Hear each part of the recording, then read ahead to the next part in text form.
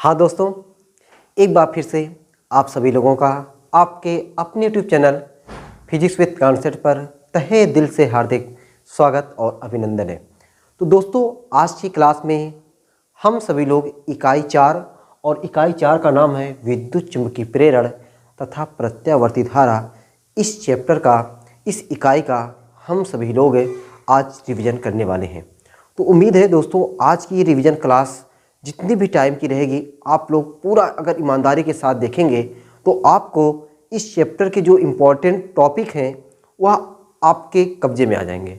आपको इस टॉपिक से जो डर है वह डर आज की क्लास में एकदम ख़त्म होने वाला है। बस ज़रूरत है आपको जितने टाइम की वीडियो रहे उसको बढ़िया तरीके से एक बार समझिए, देखिए, उसके बाद आप खुद समझ जाओगे ये चैप्टर, ये इकाई कितना इम्पोर्टेंट है और ये आपके एग्ज़ाम में इसके क्वेश्चंस कैसे पूछे जाते हैं। मैं इन सभी पे कौन से क्वेश्चंस ज़्यादा बार पूछे गए, इन सभी पे चर्चा करके उनके बारे में बहुत डिटेल से बताने वाला हूं और कोशिश करूंगा कि आपको क्लास में काफ़ी चीज़ें मैं याद करा के छोड़ूंगा। ठीक है, बस आप बढ़िया से ईमानदारी के साथ देखते रहिए, बने रहिए, आपको खुद मज़ा आ जाएगा।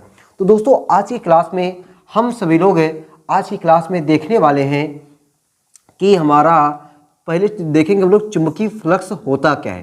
ठीक ना, चुंबकीय फ्लक्स क्या होता है, इसका मात्रक, इसका बीमा आपके एग्जाम के लेवल से बहुत इंपॉर्टेंट होने वाला है। साथ ही साथ दोस्तों हम लोग देखेंगे विद्युत चुंबकीय प्रेरण के नियम क्या है, विद्युत चुंबकीय प्रेरण का नियम क्या है। ठीक ना, विद्युत चुंबकीय प्रेरण होता क्या है, इसके नियम क्या क्या है, कौन कौन से नियम है, ये वेरी इंपॉर्टेंट है। विद्युत चुंबकीय प्रेरण और इसके दो नियम, लेंज का नियम क्या है और लेंज का जो नियम है वह किसके संरक्षण पर आधारित है, ये आपको पता होगा, ऊर्जा संरक्षण के सिद्धांत पर आधारित है। हम लोग आज की क्लास में सीखेंगे ये कैसे ऊर्जा संरक्षण के सिद्धांत पर आधारित है और आपको इसी क्लास में हम याद करा देंगे।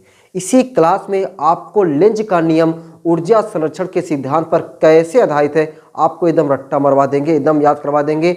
बस केवल आप भूलने का प्रयास मत करना। ठीक है, आपको लग जाएगा कि हाँ, ये लेंज का नियम ऊर्जा संरक्षण के सिद्धांत पे कैसे आधारित है। ये वेरी वेरी इंपॉर्टेंट है भाई, बड़े नंबर में आता है। लेंज का नियम दिखाइए कि लेंज का नियम ऊर्जा संरक्षण के सिद्धांत पर आधारित है। ठीक है, उसके बाद दोस्तों हम लोग देखेंगे कि लॉरेंज बल के आधार पर, लॉरेंज बल के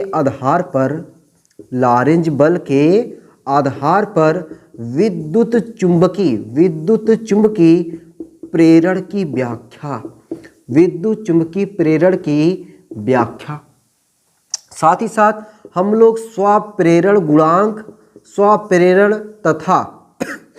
तथा अन्योन प्रेरण के बारे में हम लोग इस क्लास में सीखने वाले हैं। ठीक है, तो मिला जुला के जो हमारा क्वेश्चन बनता है 1 2 3 4 5, ये तो छोटा सा है, 5 क्वेश्चन।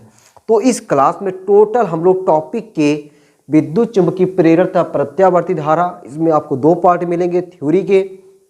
पहले पार्ट में हम लोग आज की क्लास में जो कवर करने वाले हैं वह है विद्युत चुंबकीय प्रेरण, लेंज का नियम ऊर्जा संरक्षण के सिद्धांत पर कैसे आधारित है, लॉरेंज बल के आधार पर विद्युत चुंबकीय प्रेरण की व्याख्या, स्वप्रेरण क्या होता है, स्वप्रेरण गुणांक क्या होता है, अन्योन प्रेरण क्या होता है, अन्योन प्रेरण गुणांक क्या होता है। इसमें जो आपका इंपॉर्टेंट बनता है, कोई समतल कुंडली हो, कोई समतल वृत्ताकार कुंडली हो या कोई धारावाही परिनालिका हो, कोई धारावाही परिनालिका हो, उनका अन्योन प्रेरण गुणांक या स्वप्रेरण गुणांक कैसे निकाला जाता है और कितना होता है, ये सभी चीज़ें आपके लिए वेरी इंपॉर्टेंट है। तो बस आप अगर इतनी चीज़ों को आप बढ़िया से देख करके समझ लीजिए ना, तो आपको लगेगा कि हाँ, हमें इस इकाई की काफ़ी चीज़ें समझ में आ गई हैं। जो फेल होने का डर है वह डर काफ़ी दूर हो जाएगा। ठीक है, काफ़ी दूर हो जाएगा। केवल इतनी चीज़ें आप अगर बढ़िया से आप समझ लीजिए, बढ़िया से तैयार कर लीजिए, बस। ठीक है, चलो भाई शुरू करते हैं। शुरू करेंगे हम लोग कहाँ से कि चुंबकीय फ्लक्स होता क्या है। ठीक है, चलिए, तो आपका ये पहला टॉपिक हम लोग देखने जा रहे हैं, चुंबकीय फ्लक्स। ठीक है, तो इन चीज़ों को मिला दें। आपको समझ में आ गया कि आज की क्लास कितनी ज़बरदस्त क्लास होने वाली है, कितना चीज़ें इंपॉर्टेंट हम लोग समझने वाले हैं। ठीक है, अगर आपको याद है तो आपके लिए इतना चीज़ें समझो आपका बोनस है। अगर आपको कम याद है तो बढ़िया तरीके से याद करिए, एकदम बढ़िया से याद है, केवल वीडियो की स्पीड बढ़ा करके केवल देखते जाइए। और नहीं याद है रफ लेकर के देखिए हमें कितना याद है कितना नहीं याद है। एक बार ऐसे जब देखोगे ना तो आपको मज़ा कुछ और रहेगा। केवल ऐसे देखोगे ना पता चला झपकी सबकी सब आ जाएगी, नींद आ जाएगी ना, तो नींद नहीं लाना है। चलो भाई, पहले हम लोग क्या समझते हैं, चुंबकीय फ्लक्स। अब दोस्तों देखो, जो चुंबकीय फ्लक्स है ना, चुंबकीय फ्लक्स को मैं आपको चुंबकीय फ्लक्स को बताने के लिए मैं एक चीज़ को और बताना चाहता हूँ। एक चीज़ को और बताना चाहता हूँ जो आपके लिए मैं बताया हूँ बहुत ही इंपॉर्टेंट है। वह इससे पहले वाली इकाई हमने पढ़ा होगा, कब पढ़ा होगा ये आपको पता है, विद्युत फ्लक्स। क्या पढ़े हैं, विद्युत फ्लक्स। एक बार फिर से उसको दोहरा लिया जाए, विद्युत फ्लक्स को फिर से दोहरा लिया जाए, आके आपको लग जाएगा कि हाँ हमें ये चीज़ याद है। देखो विद्युत फ्लक्स हमने क्या बताया था कि एक समान विद्युत क्षेत्र है। देखो ये एक समान, समझो क्या है, विद्युत क्षेत्र है। इस एक समान विद्युत क्षेत्र में कोई पृष्ठीय क्षेत्रफल रखा गया है। ये क्या रखा गया है, कोई पृष्ठीय क्षेत्रफल रखा गया है। कोनो आयताकार लूप रख दिया गया, कुछ भी बोल सकते हो। ये पृष्ठीय क्षेत्रफल रखा गया है और इससे होकर गुजरने वाली वैद्युत बल रेखाओं की संख्या क्या कहलाती है, विद्युत फ्लक्स कहलाती है। एक समान विद्युत क्षेत्र में स्थित किसी पृष्ठीय क्षेत्रफल से होकर गुजरने वाली विद्युत बल रेखाओं की संख्या को विद्युत फ्लक्स कहते हैं। एकदम सेम वैसे एक समान, ये क्या है समझ गए होंगे सर, ये चुंबकीय क्षेत्र है। क्या ये चुंबकीय क्षेत्र है, इसमें क्या रखा गया है, कोई पृष्ठीय क्षेत्रफल रखा गया है। इससे क्या होकर गुजरेगा तो कहोगे चुंबकीय बल रेखा। ये क्या है, ये सब चुंबकीय बल रेखा गुजर रही है। जितना चुंबकीय बल रेखा होकर गुजर जाए वही क्या कहलाता है, चुंबकीय फ्लक्स। याद हो गया आपको, डिफिनीशन याद हो गया। डिफिनीशन पूछा जाता है, डिफिनीशन से ज़्यादा इसका इम्पॉर्टेंट है मात्रक और बीमा याद करना। तो दोस्तों मैंने यहाँ का मात्रक और बीमा याद करने के लिए आपको बताया था, इसको फाई ई से लिखते हैं और फाई ई बराबर होता है वेक्टर ई डॉट वेक्टर ए। उसी को हमने लिखा हुआ था फाई ई बराबर ई ए कॉस थीटा। ऐसा लिखे थे कि नहीं, ऐसा जब लिखे होंगे तो हमने यहाँ से आपको फाई ई का जो मात्रक पूरा बताए होंगे। ई का मात्रक होता है न्यूटन प्रति कूलम, एरिया का मात्रक मीटर स्क्वायर, तो मात्रक आया होगा न्यूटन मीटर स्क्वायर प्रति कूलम, पहला मात्रक।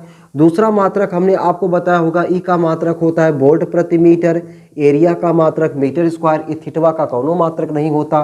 ये देखो मीटर चल बसे, तो मात्रक का निकल के आया वोल्ट मीटर। हमने बताया दोनों मात्रकवा याद रख लेना, न्यूटन मीटर स्क्वायर प्रति कूलम या वोल्ट मीटर। एक और मात्रक हमने बताया था जूल प्रति कूलम मीटर, ये भी याद रख लेना। क्यों, क्योंकि कभी कभी दे देता है ना कौन सा मात्रकवा जिसमें चुंबकीय ये विद्युत फ्लक्स का नहीं है, विद्युत फ्लक्स का मात्रक अच्छा नहीं, ये आपको न्यूटन मीटर स्क्वायर प्रति कूलम, तो यहाँ का हुआ वोल्ट मीटर। ये तो मैं ये ई का बता रहा हूँ भाई, नहीं सही बस केवल आपको ये दो मात्रक याद रखना है ना, न्यूटन मीटर स्क्वायर प्रति कूलम और वोल्ट मीटर। ये मात्रक याद रखने से ज़्यादा इम्पॉर्टेंट है कि कैसे आया हुआ है, क्योंकि भाई देखो भाई जब जैसे आया हुआ है ना ये जी पता रहता है ना तो भूलवा नहीं करता है। और बताए रट मार लेते हो ना, वो बहुत तेज भूलता है और एग्जाम हाल में तो औरों तेज, पूछो मत कितनी तेज भूलता है। ठीक है, उतनी तेज तो मैं नहीं भूलूंगा तुमसे। अब देखो भाई यहाँ पे क्या हो जाएगा, हम लोग चुंबकीय फ्लक्स को क्या लिखेंगे, फाई बी लिखेंगे। फाई बी बराबर क्या हो जाएगा, समझ गए होंगे, vector B dot vector A. Vector B dot vector A, देखो मैं इसलिए बता रहा हूँ क्योंकि ये हमको पहले से याद है। अब ये अगर याद है तो ये अपने आप गिफ्ट में याद होना चाहिए, गिफ्ट में बोनस होना चाहिए। देखो कैसे, फाई बी बराबर बी ए कॉस थीटा, हो गया कि नहीं भाई, बी ए कॉस थीटा। परिभाषा यहाँ से आप सूत्र यहाँ से बन गया। मात्रक देखो कैसे बन जाएगा, जिस तरीके से ई का मात्रक याद है उसी तरीके से बी का भी मात्रक याद है। बी का मात्रक क्या होता है, न्यूटन प्रति एम्पियर मीटर, न्यूटन प्रति एम्पियर मीटर। एरिया का मात्रक मीटर स्क्वायर, और ये थीटा का कोनो मात्रक नहीं होता, एक मीटर से कट गया, न्यूटन मीटर प्रति एम्पियर। ये हमारा किसका मात्रक है, फाई का मात्रक है। किसका मात्रक है, फाई का मात्रक है।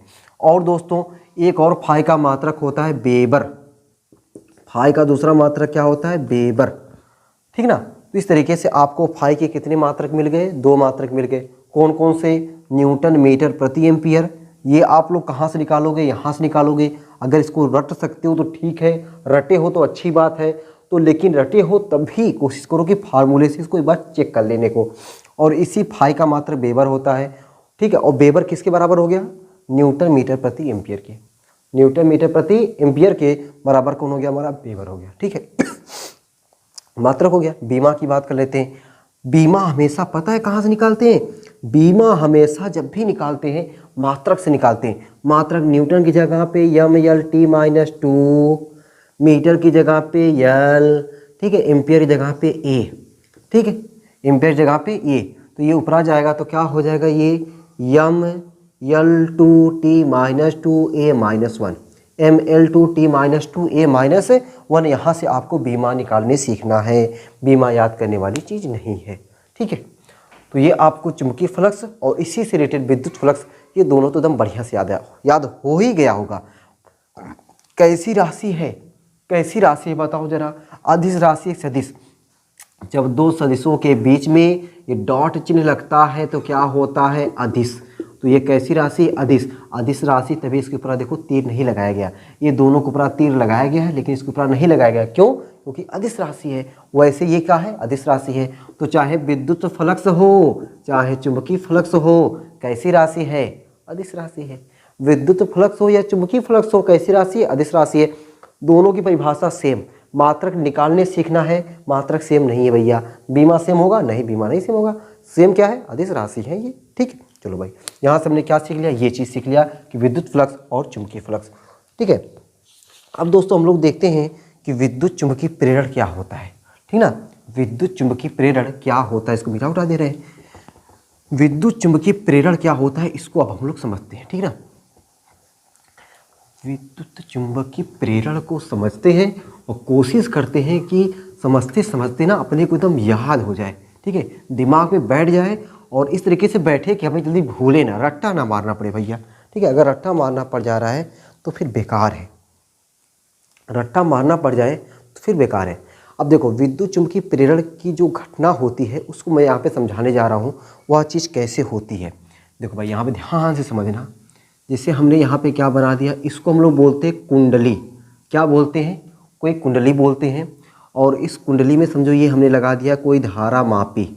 ये क्या लगा दिया? धारा मापी। ठीक है। एक और फिगर के माध्यम से मैं आपको क्या बल्कि मैं 2-3 फिगर के माध्यम से आपको समझाने का प्रयास कर रहा हूँ। पहले एक बार अपने दिमाग में सारी चीज़ों को समझानेंगे ना, जब समझ लेंगे ना, तब इससे चीज़ें जितनी भी हैं सब चीज़ें हमको बढ़िया से एकदम समझ में आ जाएंगी। ठीक है। और आपको एग्जाम में जैसे मैं बताऊँगा वैसे आपको लिखने की भी ज़रूरत है। ठीक है, वैसे बना के लिखने की ज़रूरत है। इस चैप्टर को आप अगर जब समझ जाओगे ना तो बना के चीज़ लिखोगे, और नहीं समझ पाओगे तो आप रट्टा मारोगे, और रट्टा मारोगे तो मिक्स हो जाएगा, इसका उसमें, उसका उसमें, उसका उसमें, ऐसे बहुत ही मिक्स होता है। लेकिन अगर समझे रहोगे ना तो इसका उसमें, उसका इसमें एकदम सवाल ही नहीं होगा मिक्स होने का। नहीं पता चला, सब इसका उसमें, उसमें बहुत तेज होता है। तो अब देखो, मैं बताने आपको क्या जा रहा था, विद्युत चुंबकीय प्रेरण। ठीक ना, विद्युत चुंबकीय प्रेरण। तो अब विद्युत चुंबकीय प्रेरण के लिए एक वैज्ञानिक थे, फैराडे। कौन थे भाई? फैराडे। फैराडे ने क्या किया था? एक प्रयोग किया था। क्या किया था? एक प्रयोग किया था। अब वही प्रयोग पहले हम लोग समझते हैं, ये प्रयोग के लिए। तो आपको विद्युत चुंबकीय प्रेरण अगर बड़े नंबर में पूछ रहा है तो आप इस चीज़ को भी ऐसे बना करके समझा के थोड़ा करोगे ना, तो वो आपका 5 नंबर जो होता है ना, 5 नंबर पूरा फिक्स मिलेगा। ठीक है। और थोड़ा सा अच्छा लगे, जब फिगर उगर बना दोगे ना और अच्छा लगेगा। ठीक है। चलो अब देखो जरा, विद्युत चुंबकीय प्रेरण पहले हम लोग इसको समझ लेते हैं। तो विद्युत चुंबकीय प्रेरण देखो भाई, ये है कि जब किसी कुंडली में प्रवाही धारा के मान में परिवर्तन किया जाता है। ठीक है। या तो फिर मैं आपको पहले समझा ही देता हूँ ना, पहले मैं आपको समझा ही देता हूँ, तब आपको मैं परिभाषा की तरफ ले जाना चाहता हूँ।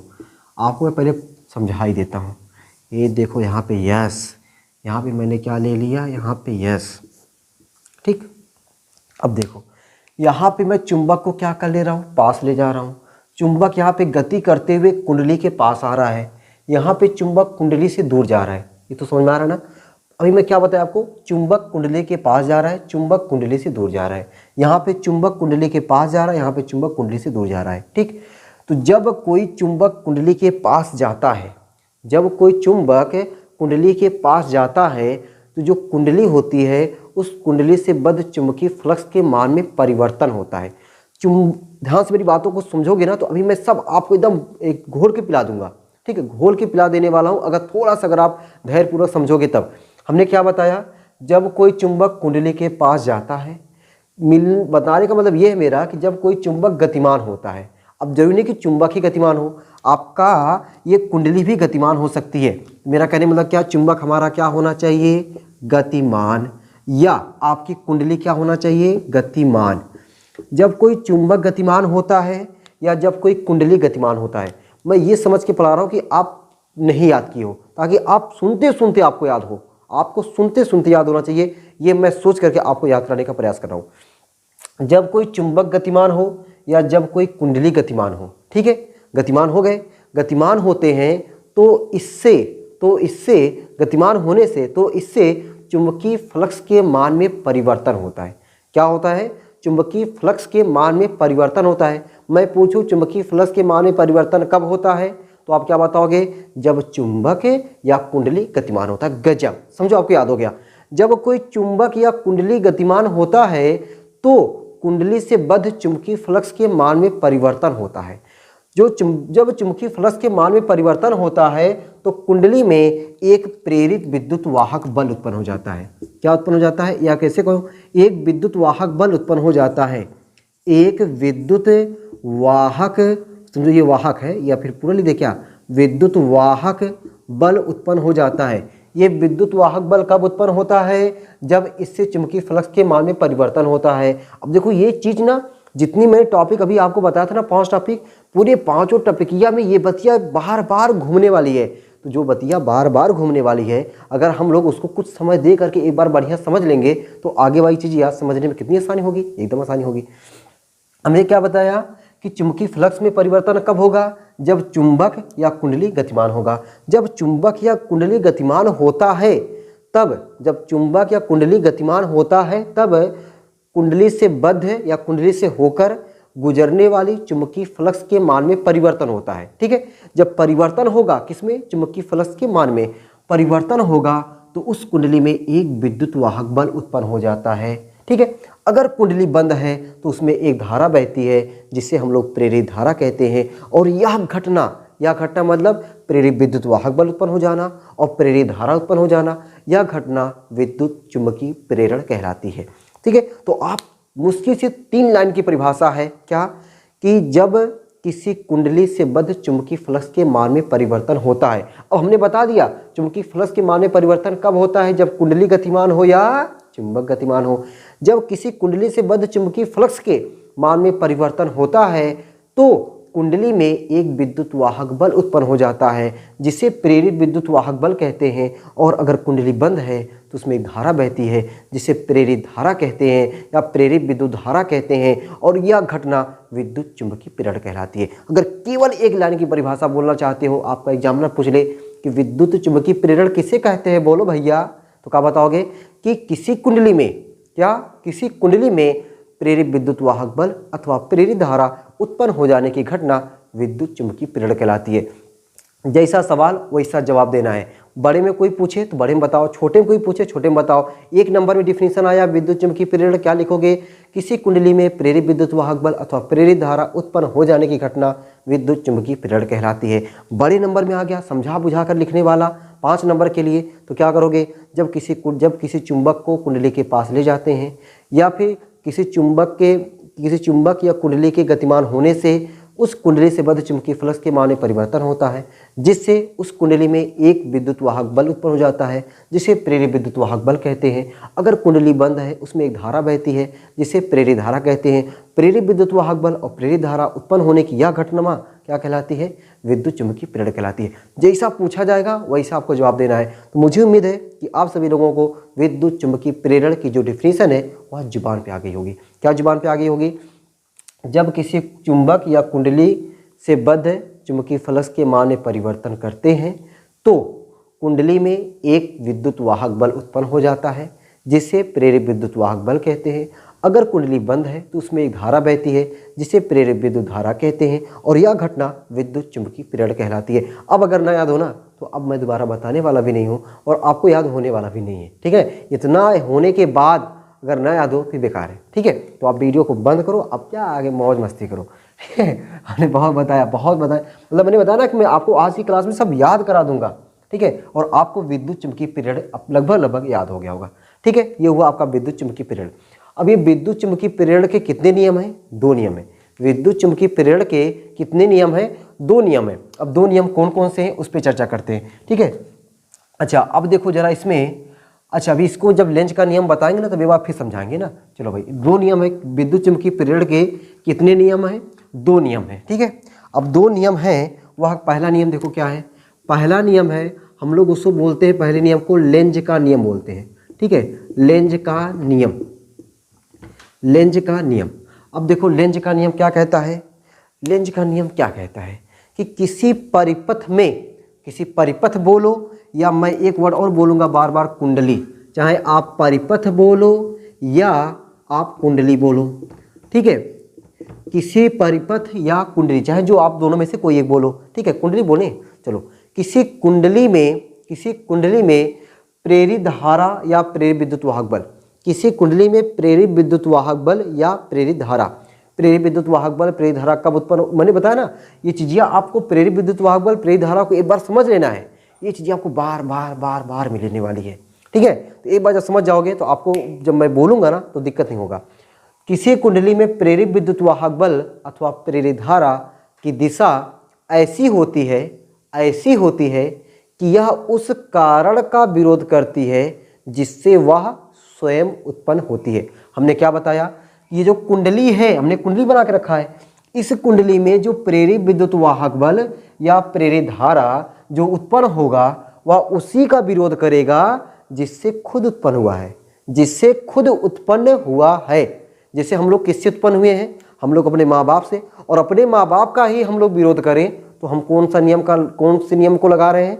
लेंज का नियम लगा रहे हैं। और सब लोग लेंज का नियम लगाते हो। किसको अपने माँ बाप की बात अच्छी लगती? किसी को नहीं, किसी को नहीं अच्छी लगती। यानी सब लेंज का नियम लगा रहे हो। बस ये जानो पापा हमको कुछ बोले और हम अरे चुप रहते हैं, क्या बोलते हैं, हमने ये क्या कर दिया? लेंज का नियम लगा दिया। क्या नियम लगा दिया? लेंज का नियम लगा दिया। तो लेंज का नियम क्या है कि जो परिपथ है या कुंडली है, उस कुंडली में जो प्रेरित विद्युत वाहक बल या जो प्रेरित धारा उत्पन्न हो रही है वह उसी का विरोध करती है जिससे वह स्वयं उत्पन्न होती है। यही क्या है? लेंज का नियम है। अभी दोस्तों हम लोग देखेंगे कि लेंज का नियम ऊर्जा संरक्षण के सिद्धांत पर कैसे आधारित है, ठीक है। अभी तो ये जानो कि लेंज का नियम ये होता है, ठीक है। और ये विद्युत चुंबकीय प्रेरण का ये तो पहला नियम हो गया। दूसरा नियम देखो कहाँ से याद रखोगे?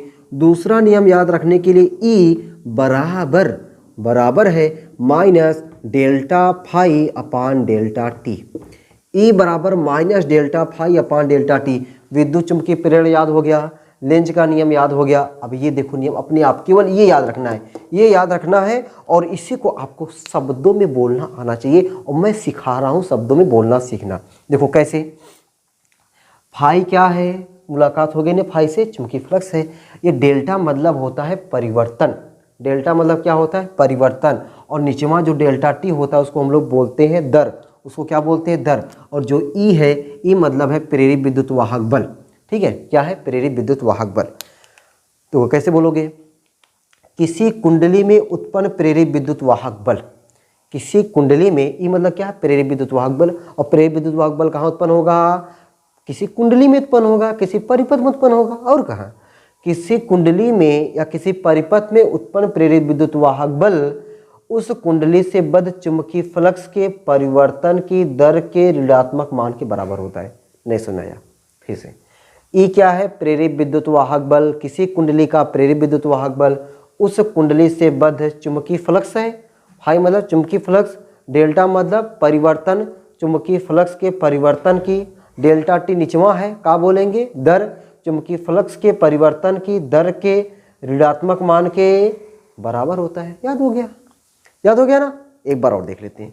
किसी कुंडली का प्रेरित विद्युत वाहक बल उस कुंडली से बद्ध चुंबकीय फ्लक्स के परिवर्तन की दर का ऋणात्मक मान के बराबर होता है। इसी को हम लोग को क्या बोलते हैं, फैराडे का नियम बोलते हैं। ठीक है, ये हमारा क्या है, फैराडे का नियम, यानी विद्युत चुंबकीय प्रेरण क्या होता है और विद्युत चुंबकीय प्रेरण संबंधी फैराडे का नियम क्या है, ये आपका हो गया। ये हो गया आपका पहला, नहीं विद्युत चुंबकीय प्रेरण के दो नियम है, पहला हो गया लेंज का नियम और दूसरा हो गया फैराडे का नियम। ठीक है, ये चीज़ आपको करना है, इतना आपका हो जाएगा ना। आपको क्या करना है, विद्युत चुंबकीय प्रेरण की डेफिनेशन समझ गए। क्या होता है कि जब किसी कुंडली से बद्ध चुंबकीय फ्लक्स के मान में परिवर्तन करते हैं तो उस कुंडली में एक विद्युत वाहक बल उत्पन्न हो जाता है जिसे प्रेरित विद्युत वाहक बल कहते हैं। अगर कुंडली बंद है तो उसमें एक धारा बहती है जिसे प्रेरित विद्युत धारा कहते हैं। यह घटना विद्युत चुंबकीय प्रेरण कहलाती है। ये आप फिगर बना सकते हो। ठीक है, ये आप फिगर बना सकते हो। और उस फिगर में आप धारा की दिशा जो है, अगर ये चुंबक आ रहा है तो धारा की दिशा इधर है, तो इसमें जो है धारा दिशा विपरीत हो जाएगा, सिंपल सी बात। और इसमें अगर धारा दिशा इधर है तो इसका उल्टा होना चाहिए। देखो ये इधर हो गया, इसमें इधर है तो इसका उल्टा कर, तो ये आप धारा दिशा भी दिखा देना, फिगर बना देना। ये आपका विद्युत चुंबकीय प्रेरण लिख दोगे।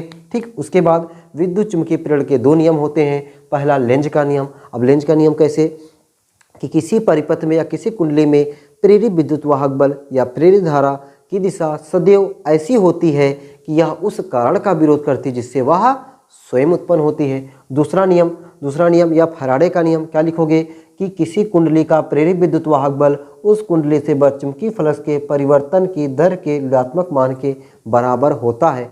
5 नंबर एग्जामिनर देने से कभी नहीं हिचकेगा, उसको मजा आएगा 5 नंबर देने में, कभी खलेगा नहीं। अब पता चला खाली विद्युत चुंबकीय प्रेरण लिख दिए और ये दो खाली नियम लिख दिए, 5 नंबर तब नहीं मिलेगा। ये फिगर उगर बढ़िया से बना करके जब लिखोगे ना तो 5 नंबर वो खुश होकर दे देगा। ठीक है, चलो भाई, उम्मीद है कि आपको 5 नंबर छाप के आओगे। अगर ये आ गया तो छोड़ोगे नहीं। चलो अब दोस्तों हम लोग देख लेते हैं, ये 5 नंबर में ये भी पूछता है कि विद्युत चुंबकीय प्रेरण के नियम को समझाते हुए दिखाइए कि लेंज का जो नियम है वह ऊर्जा संरक्षण के सिद्धांत पर आधारित है। लेंज का जो नियम है ऊर्जा संरक्षण के सिद्धांत पर आधारित है। अब दोस्तों देखो, इसको केवल सुनना और समझना, उसके बाद अपने शब्दों में बोलने का प्रयास करना। अगर अपने शब्दों में बोलने का प्रयास कर ले गए तो समझो आप लिख डालोगे। ये बना के लिखने वाली कहानी है और बना के लिख डालोगे। जैसे हिंदी की कहानी बना के लिख दो ना, हिंदी पर्यावरण प्रदूषण आता है, याद करते हो? कुछ नहीं याद करते हो। तुम्हें पता है कि मैं इस पर 3 पेज भर डालूंगा, वैसे इस पर 1 पेज भरने आना चाहिए। और कैसे आना चाहिए मैं बताने जा रहा हूँ कि लेंज का नियम ऊर्जा संरक्षण के सिद्धांत पर कैसे आधारित है। चलो शुरू करते हैं। तो पहले आपको विद्युत चुंबकीय प्रेरण पूछा तो आपको याद हो गया। लेंज का नियम पूछ रहा है कि लेंज का नियम ऊर्जा संरक्षण के सिद्धांत पर कैसे आधारित है। इसको देखो, इसके लिए आपको क्या करना है, यही फिगर बना देना है। यही फिगर लल्लन टॉप तरीके से बढ़िया से बना देना है। ठीक है, अब बढ़िया से बना देने के बाद इसकी थ्योरी को ध्यान से सुनना है। इसी फिगर पर मैं थ्योरी बोलने जा रहा हूँ और वही थ्योरी आपको समझना है। वही थ्योरी इस तरीके से समझना है कि हम इसको अपने मन से बोल सकें और इसको एग्जाम में आए तो लिख सकें। देखो, जब किसी चुंबक के, यह मतलब होता है उत्तरी ध्रुव, जब किसी चुंबक के उत्तरी ध्रुव को कुंडली के पास लेकर आते हैं, और ध्यान हमको रखना है लेंज का नियम। लेंज का नियम क्या होता है, विरोध करना। लेंज का नियम क्या समझोगे, विरोध करना। अब विरोध करना मतलब क्या हुआ, समझ लो जरा पहले। तो विरोध करने का मतलब ये हुआ, ये यन आएगा तो इसको ये आने देगा। विरोध करना मतलब ये हुआ ना भाई, हम तुम्हारा विरोध कर रहे हैं। हम तुम्हारा विरोध करने का मतलब तुम कोनो बात बोलो, हम उसका विरोध करेंगे। तुम कहोगे ये बात अच्छी, कैसे अच्छी है, ये कहाँ से अच्छी हो सकती है बतिया है, तुम्हारी बतिया एकदम खराब है, ऐसा करते हैं ना। तो समझो कि ये कुंडली क्या करेगा, विरोध करेगा। ठीक है, आने का विरोध करने का मतलब कि ये सिरा यन बन जाएगा। इसका जाने का विरोध करेगा मतलब जाने नहीं देगा तो ये सिरा यस बन जाएगा। अब समझ गए होगे, ये आएगा, आने का विरोध करना, विरोध करने का मतलब ये यस बन जाना। ये जा रहा है, इसका विरोध करना, विरोध करने का मतलब यन बन जाना। बस यही चीज़ मैं बोलने जा रहा हूँ। देखो कैसे, जब किसी चुंबक के उत्तरी ध्रुव को कुंडली के पास लेकर आते हैं, तो कुंडली का एक सिरा, तो कुंडली का पहला सिरा कह सकते हो, दूसरा ना ये सिरा, तो कुंडली का एक सिरा उत्तरी ध्रुव बन जाता है। कुंडली का एक सिरा क्या बन जाता है, उत्तरी ध्रुव बन जाता है। उत्तरी ध्रुव बन जाने से यह क्या करता है कि देखो यन के बीच कौन सा बल लगेगा, प्रतिकर्षण बल लगेगा। तो ये जो है चुंबक की गति का क्या करता है, विरोध करता है। ठीक है। नंबर 2 में जब चुंबक के उत्तरी ध्रुव को कुंडली से दूर ले जाते हैं तो चुंबक का पहला सिरा या कुंडली का पहला सिरा क्या बन जाता है, दक्षिणी ध्रुव बन जाता है। बन गया कि नहीं, एकदम बन गया। कैसे आप सोचे, कैसे आपके माइंड में आएगा कि सर यस बन गया, क्योंकि भाई विरोध करने का मतलब है कि ये जाने ना देना, इसका विरोध करने का मतलब है कि आने ना देना, इसका विरोध करने का मतलब है कि आने ना देना, इसका विरोध करने का मतलब है कि जाने ना देना। तो ये अब ये जब यस वाले सिरे को लेकर आएंगे तो यहाँ पे कौन सा सिरा बन जाएगा, यस। क्यों बन जाएगा, क्योंकि ये इसको आने नहीं देगा। ये कौन बताया, लेंज ने बताया कि आने नहीं देगा, यहाँ पे ये जाने नहीं देगा। तो ये सिरा उत्तरी सिरा बन जाता है, जिससे इसका ये क्या करता है, प्रतिकर्षण करता है। यहाँ पे ये सिरा क्या बन जाता है, हमारा उत्तरी ध्रुव बन जाता है, या उत्तरी सिरा बन जाता है, उत्तरी ध्रुव बन जाता है, जिससे इसका क्या करता है, गति का विरोध करता है। तो मिला जुला के आपने चारों फिगर में क्या देखा कि हर जगह विरोध हो रहा है, हर जगह क्या हो रहा है, विरोध हो रहा है। अब सोचो भाई जरा ये समझने का प्रयास करो। जैसे भाई ये मेरा हाथ है, ठीक है, कहाँ में है, ये मेरा हाथ है, ये कोई चुंबक है ये चुंबक है। अगर ये चुंबक ऐसे इसके पास अपने आप आता, जब अपने आप आता तो समझो कि ये आने में हमें इसको धकेलने में कोई कार्य करना पड़ रहा है, नहीं। मतलब वही है कि एक बार गाड़ी में तेल डलाओ, एक बार से मतलब ये चुंबक है, चुंबक को मैंने धक्का दे दिया, एक बार धक्का दे दिया, ये अपने आप आ रहा है, अपने आप आ रहा है। एक बार गाड़ी में तेल डला दो और ये गाड़ी तेल डला के हमेशा घूमे रहो, ऐसा हो सकता है। 500 रुपये तेल डला लो तो क्या आप ज़िंदगी जन्म के लिए गाड़ी में तेल डलाना नहीं पड़ेगा, कहोगे नहीं सर ऐसा कहाँ होता है। गाड़ी में हमें 500 रुपये तेल डलाए हैं, अगर जितना दूरी चल रहा है चल लिए, उसके बाद हमें फिर तेल डलाना पड़ेगा। क्यों, क्योंकि हमने जो तेल डलाया उस तेल से जो इंजन है वह इंजन कार्य करेगा। इंजन कार्य कब करेगा, जब उसको तेल मिलेगा। ठीक है, यानी जो हमें पैसा हमने लगाया तो वह तेल, पैसा लगाया तेल में बदला और तेल से हमें क्या मिला, कार्य मिल गया। ठीक है, हमें कार्य मिल गया। तो ऊर्जा संरक्षण क्या हुआ, मतलब आप एक जगह पे कार्य करो तो आपको ऊर्जा वह कहीं दूसरे रूप में बदल जाए। तो हमने इसको क्या किया, हमने एक बार ढकेला, धकेलने के लिए हमें क्या करना पड़ रहा है, कार्य करना पड़ रहा है। और यह कार्य जो है हमारा किस में बदल जा रहा है, इस जो चुंबक जो पास खींच रहा है या ढकेल रहा है उसमें बदल रहा है। यानी कह सकते हैं जब चुंबक अपने पास खींचेगा या दूर करेगा तो वहाँ पे चुंबकीय फ्लक्स के मान में परिवर्तन होगा। जब चुंबकीय फ्लक्स के मान में परिवर्तन होगा तो आपको पता है वहाँ पे क्या उत्पन्न होता है, प्रेरित विद्युत वाहक बल। तो ये प्रेरित विद्युत वाहक बल कैसे उत्पन्न हुआ, जो हमने चुंबक को गतिमान कराने के लिए या चुंबक को दूर हटाने के लिए, मिला जुला के कहें गतिमान कराने के लिए, चुंबक को गतिमान कराने के लिए जो हमने यांत्रिक ऊर्जा दिया।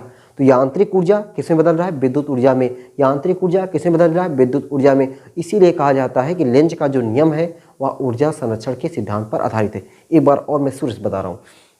ये जो चुंबक है, जब चुंबक को कुंडली के पास लेकर आते हैं या कुंडली के पास से दूर ले जाते हैं तो वह जो कुंडली का जो सिरा इस तरीके से बनता है कि वह हमेशा विरोध करेगा, या तो आने का विरोध करेगा या तो जाने का विरोध करेगा।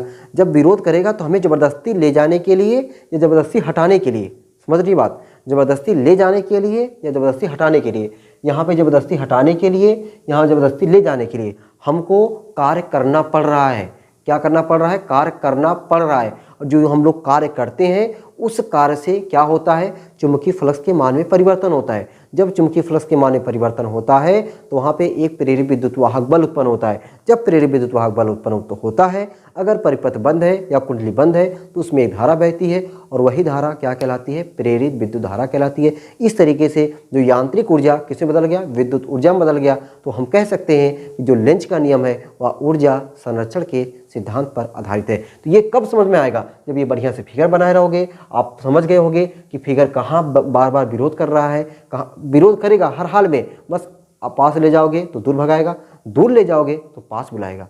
दूर ले जा रहे हो पास बुला रहा है, पास ले जा रहे हो दूर भगा रहा है, विरोध कर रहा है। जब विरोध करेगा तो हमको ज़बरदस्ती ले जाने के लिए कार्य करना पड़ेगा। वही कार्य यानी हमें जब पास ले जाओगे, दूर ले जाओगे तो इसका मतलब चुंबकीय फ्लक्स के मान में परिवर्तन हो रहा है। और जब चुंबकीय फ्लक्स के मान में परिवर्तन होगा तो प्रेरित विद्युत वाहक बल उत्पन्न होगा। और अगर प्रेरित विद्युत वाहक बल उत्पन्न हुआ और कुंडली बंद है तो उसमें एक धारा बही, वही धारा क्या कहलाती है, प्रेरित धारा कहलाती है। इस तरीके से ऊर्जा संरक्षण का नियम सिद्ध होता है यहाँ पे लेंज के नियम में। ठीक है, तो इस तरीके से आपको 2 क्वेश्चन तो भैया बढ़िया तैयार हो गया। ठीक है, बढ़िया बढ़िया तैयार हो गया 2 क्वेश्चन, और ये दोनों क्वेश्चन आपको बढ़िया तरीके से समझ भी आ गया और एग्जाम में आएगा, तो आप लोग इसको छोड़ने वाले तो नहीं हो। ठीक है, चलो भाई, अब ये बहुत हो गया कुंडली और चुंबक का खेल। अब दोस्तों हम लोग देखने वाले हैं एक फार्मूला, वह फार्मूला हमारा है ई बराबर VBL। ठीक है, इस तरीके से आपने फार्मूला देखा होगा, ई बराबर VBL। अब देखो ये फार्मूला जल्दी एग्जाम में पूछा नहीं गया है, ये फार्मूला जल्दी हमारा एग्जाम में पूछा नहीं गया है, लेकिन ये फार्मूला जो कैसे आया हुआ है, अगर हम लोग इसको समझेंगे तभी जो जाकर के हम लोग लॉरेंज बल के आधार पर, ठीक है, लॉरेंज बल के आधार पर विद्युत चुम्बकीय प्रेरण के नियमों की व्याख्या कर पाएंगे। लॉरेंज बल के आधार पर विद्युत चुम्बकीय प्रेरण के नियमों की व्याख्या हम तभी कर पाएंगे जब हमको ई बराबर VBL निकालने आता रहेगा तब। अगर ये निकालने नहीं आता है तो आप वहाँ पे व्याख्या नहीं कर पाओगे। ठीक है, तो हम लोग पहले इस वाले फार्मूले को निकालना सीखते हैं और इस पर हमारे एग्जाम में न्यूमेरिकल भी आ जाते हैं। ठीक ना, इस वाले पे जो हमें भी हमने लिखा ई बराबर VBL। देखो भाई, इसको डेरिवेशन करने के लिए क्या करते हैं हम लोग, इसको डेरिवेशन करने के लिए हम लोग मान लेते हैं ये क्रॉस चिन्ह देख रहे हो ना, ये क्रॉस चिन्ह क्या है, ये क्रॉस चिन्ह है एक समान चुंबकीय क्षेत्र और इसकी दिशा है तल के लंबवत अंदर की ओर। एक समान चुंबकीय क्षेत्र है और एक समान चुंबकीय क्षेत्र की दिशा तल के लंबवत अंदर की ओर, और इसी में एक समान चुंबकीय क्षेत्र में हमने ये क्या ले लिया, कोई एक हमने चालक छड़ ले लिया। ये क्या हमारा कोई चालक छड़ है, चालक छड़ का नंबर रख देते हैं जे के भैया हैं ये। ठीक है, और ये चालक छड़ जो एक समान चुंबकीय क्षेत्र में है, यह क्या कर रहा है, तल के लंबवत V वेग से गति कर रहा है। तल के लंबवत क्या कर रहा है, V वेग से गति कर रहा है। देखो भैया, तल चुंबकीय क्षेत्र किधर है, अंदर, और ये चालक भैया ऐसे गति कर रहा है, ऐसे ऐसे, तो ये लंबवत हुआ ना, ये अंदर की ओर है, ये इधर है, तो यहाँ पे ये देखो कोण, यहाँ पे देखना, ये वाला कोण कितना बना 90 डिग्री, ये वाला कोण कितना बना 90 डिग्री। तो लंबवत क्या कर रहा है, V वेग से गति कर रहा है। अच्छा, हमने क्या बताया, ये चालक है, जिसका मतलब अगर ये चालक है ना, तो चालक के अंदर कौन होंगे, मुक्त इलेक्ट्रॉन। कौन होंगे, मुक्त इलेक्ट्रॉन। कोई दिक्कत नहीं ना, ये तो सबको पता है, चालक के अंदर तो मुक्त, जिसके अंदर मुक्त इलेक्ट्रॉन है वही तो चालक है, वही क्या है, चालक है। अब ये चालक क्या कर रहा है, गति कर रहा है, ये गति करेगा तो मुक्त इलेक्ट्रॉन बैठा रहेगा, समझो मुक्त इलेक्ट्रॉन गति कर रहा है। अब मुक्त इलेक्ट्रॉन किस में गति कर रहा है, चुंबकीय क्षेत्र में गति कर रहा है। जब मुक्त इलेक्ट्रॉन चुंबकीय क्षेत्र में गति करेगा, जब मुक्त इलेक्ट्रॉन चुंबकीय क्षेत्र में गति करेगा तो उन मुक्त इलेक्ट्रॉनों पर चुंबकीय क्षेत्र के कारण एक चुंबकीय बल लगता है। क्या लगता है, एक चुंबकीय बल। उस चुंबकीय बल की दिशा कैसे निकालेंगे, पहले इसको देखो भाई, उस इलेक्ट्रॉन जो मुक्त इलेक्ट्रॉन है चालक के, मान लेते हमें चालक का कोई मुक्त इलेक्ट्रॉन ये है, ये चालक का कोई मुक्त इलेक्ट्रॉन है, इस मुक्त इलेक्ट्रॉन पर बल लग रहा है। ठीक है, वह बल कौन सा लग रहा है, चुंबकीय बल लग रहा है। अब उस बल की दिशा किधर होगी, पहले इसको समझो। बल की दिशा को निकालने के लिए हम लोग अपने ये जो दाएं हाथ की हथेली का नियम लगाते हैं। दाएं हाथ की हथेली का नियम है, ये अपना अंगूठा अगर धारा दिया है धारा दिशा में, धारा नहीं दिया है तो वेग की दिशा में, अंगूठा वेग की दिशा में, फैली उंगलियां चुंबकीय क्षेत्र की दिशा में लगा दो तो हथेलियों के लंबवत धक्का देने की दिशा का होता है, चुंबकीय बल की दिशा होता है। इधर देखो भाई, हमने अंगूठा किधर है, इधर की तरफ, चालक गति दिशा में, ये फैली उंगलियां अंदर की ओर, देखो अंदर की ओर, बल किधर लगेगा, ऊपर को लगेगा। ये जो बल है ऊपर को लगेगा, तो अगर ये, अच्छा, ये जो बल ऊपर की ओर आया है, किधर की ओर आया है, ऊपर की ओर आया है। ये जो आवेश है, ये आवेश अगर धन आवेश है तब की ओर है। ठीक है, तो मान लेते भाई ये जो चालक है इसके अंदर का भी क्या होंगे, धन आवेश और ऋण आवेश दोनों भी होंगे। तो अगर धन आवेश पर ऊपर की ओर लग रहा है तो ऋण आवेश पर किधर लगेगा, नीचे की ओर। तो हम लोग यहाँ पे धन आवेश और ऋण आवेश दोनों ले रहे हैं। ये समझो हमारा ले लिया हमने धन आवेश और ये हमने ले लिया ऋण आवेश। ठीक है, तो धन आवेश पर बल किधर लगेगा, ये ऊपर की ओर लगेगा, ऊपर की ओर लगा कौन सा, चुंबकीय बल।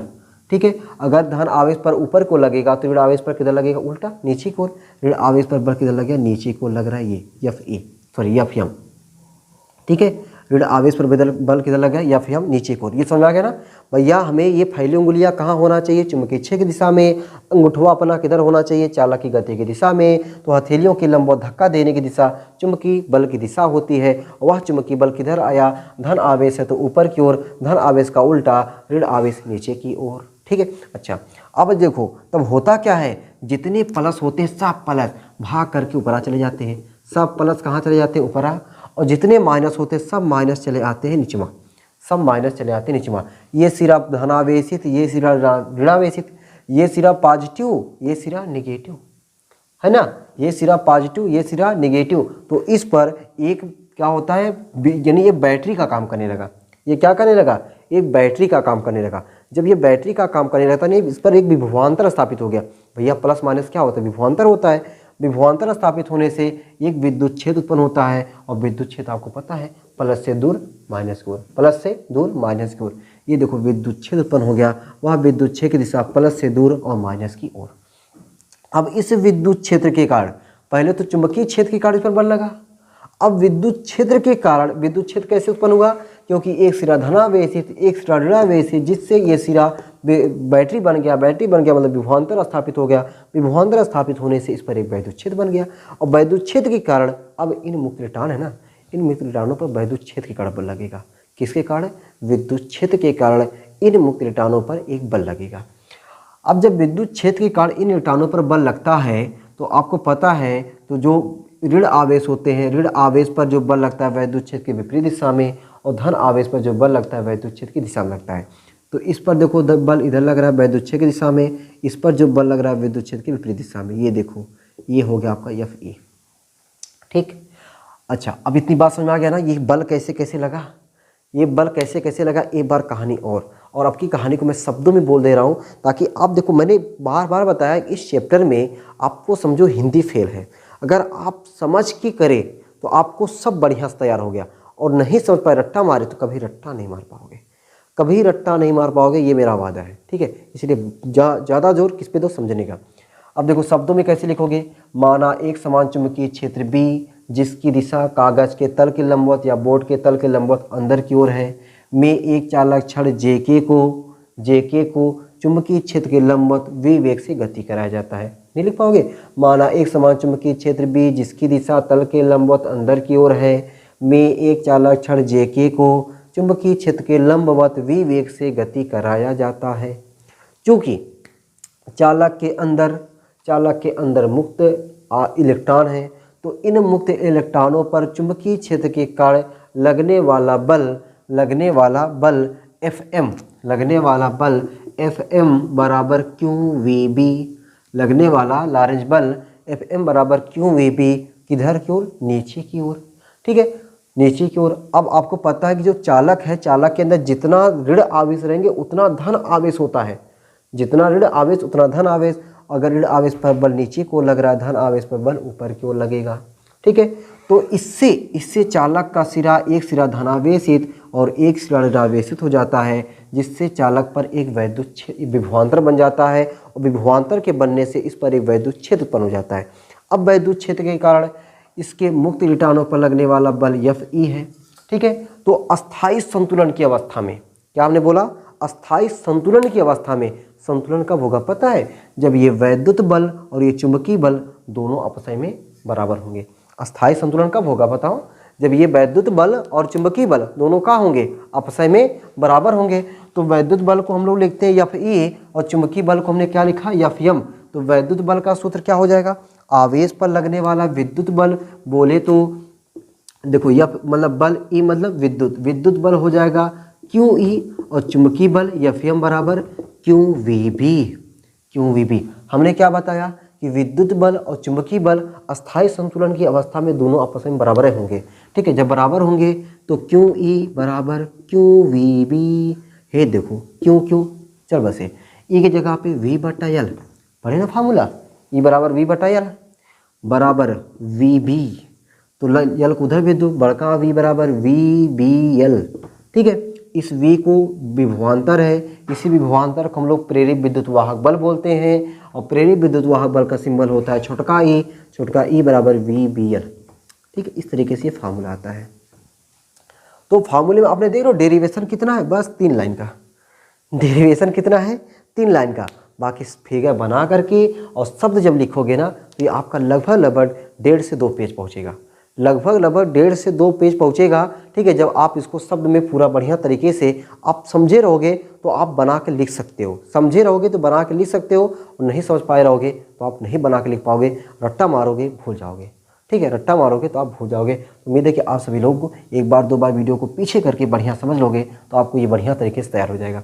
अब इसी के जैसा अब हम लोग देखते हैं लारेंज बल के आधार पर विद्युत चुंबकीय प्रेरण की व्याख्या। लारेंज बल के आधार पर विद्युत चुंबकीय प्रेरण की व्याख्या। अब देखो दोस्तों, हम लोग लॉरेंज बल के आधार पर विद्युत चुम्बकीय प्रेरण की व्याख्या कैसे करते हैं। ठीक है, चलो इसको मिटाते हैं। अब ये चीज़ अगर आपको समझ में आया है तभी आप आगे बढ़िए, नहीं तो इसको फिर एक बार और समझिए, ताकि ये जब आपको बोलने आ जाए, समझने आ जाए, तब आप जो है लॉरेंज बल के आधार पर विद्युत चुम्बकीय प्रेरण की व्याख्या कर पाओगे। ठीक ना। अब देखो, लॉरेंज बल के आधार पर विद्युत चुम्बकीय प्रेरण की व्याख्या करने के लिए पहले हम लोग मान लेते हैं एक समान चुम्बकीय क्षेत्र। ये माना एक समान चुम्बकीय क्षेत्र है, और ये एक समान चुम्बकीय क्षेत्र जो है वह क्या है, तल के लंबवत है, अंदर की ओर है, या तल के लंबवत नीचे की ओर है। में एक कोई चालक छड़ है जो यू आकार का है। ठीक है, कैसे आकार का, यू आकार का। देखो जरा, देखो जरा जरा देखो, देखो जरा देखो, देखो भाई बन गया ना यू आकार का। कैसे आकार का, ये यू आकार का। ये यू आकार का कोई चालक छड़ है जो एक समान चुंबकीय क्षेत्र में स्थित है। क्या ये स्थित है? ठीक, स्थित हो गया कि नहीं, एकदम स्थित हो गया। और इस पर, और इस यू आकार की चालक छड़ पर एक कोई हम लोग अपने मन से मान लेते हैं चालक छड़ या तार जे के। ये क्या है, जे के कोई चालक छड़ या तार है। ये चालक छड़ या तार जे के जो स्मॉल एल लंबाई का है, और यह इस पर बिना घर्षण के आगे पीछे खिसकाया जा सकता है। ठीक है, और आगे पीछे खिसकाया जा सकता है तो इसको चुंबकीय क्षेत्र है अंदर की ओर, इसको चुंबकीय क्षेत्र के लंबवत v वेग से गति कराया जाता है। ठीक है, चुंबकीय क्षेत्र के लंबवत v वेग से गति कराया जाता है। ठीक है, ये बात समझ में आ गई। हमने क्या बताया, माना एक समान चुंबकीय क्षेत्र B जिसकी दिशा तल के लंबवत अंदर की ओर है, में U आकार की एक चालक छड़ स्थित है। उस पर एक चालक छड़ J के जो चुंबकीय क्षेत्र के लंबवत V वेग से दाईं ओर को गति कराया जाता है, और यह इस पर बिना घर्षण के आगे पीछे खिसकाया जा सकता है। ध्यान रखना भाई। अच्छा, अब आपको पता भाई चुंबकीय क्षेत्र है अंदर की ओर, और ये है अंगूठा किधर की ओर, गति की दिशा में। ये जो बल लगेगा चुंबकीय बल की दिशा, ये जो चुंबकीय बल की दिशा आया है धन आवेश पर। लेकिन अगर ये चालक है तो चालक के अंदर ऋण आवेश भी है, धन आवेश भी है। तो मैं मान लेता हूँ यहाँ पे कोई हमने ऋण आवेश मान लिया, तो ऋण आवेश पर बल किधर लगेगा, नीचे को लगेगा कि नहीं लगेगा, एफएम लगेगा नीचे की ओर। क्या लगा, एफएम नीचे की ओर। अच्छा, नीचे की ओर लगने से ये वाला सिरा यहाँ पे हो जाता है ऋणावेशित, ये वाला सिरा होता है धनावेशित। ये वाला सिरा क्या हो जाता है, धनावेशित। इसका मतलब ये हुआ कि जितने भी ऋण आवेश थे, ऋण आवेशों पर बल लगाता गया नीचे की ओर। ध्यान सुनना, जितने ऋण आवेश थे सभी ऋण आवेश पर बल लगता गया नीचे की ओर। तो जो हमारे ऋण आवेश बोले तो मुक्त इलेक्ट्रॉन, क्या बोले, मुक्त इलेक्ट्रॉन जे से के की ओर गति कर दिए। मुक्त इलेक्ट्रॉन क्या किए, जे से के की ओर गति किए। अब मुक्त इलेक्ट्रॉनों के विपरीत दिशा में, मुक्त इलेक्ट्रॉनों के विपरीत दिशा में एक धारा बहती है। ठीक है, मुक्त इलेक्ट्रॉनों के विपरीत दिशा में एक धारा बहती है।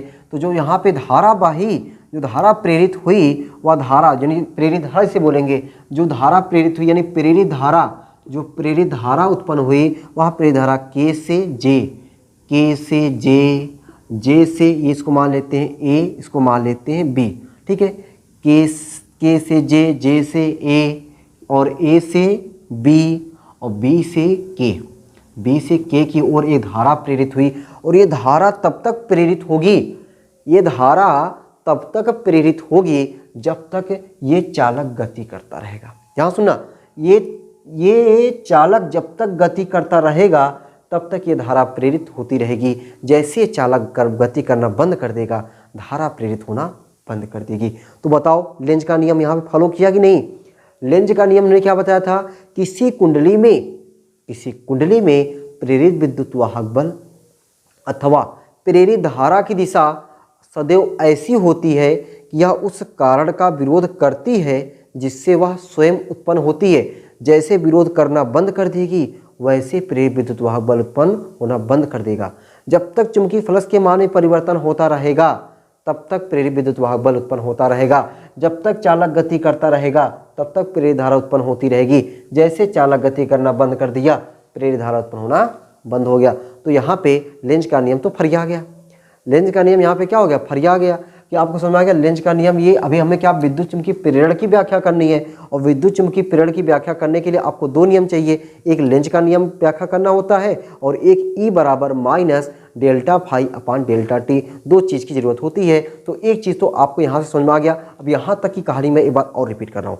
माना एक समान चुम्बकीय क्षेत्र B जिसकी दिशा तल के लंबवत अंदर की ओर है में यू आकार की एक चालक छड़ स्थित है, जिस पर एक चालक छड़ J के जिसे चुंबकीय क्षेत्र के लंबवत v वेग से गति कराया जाता है।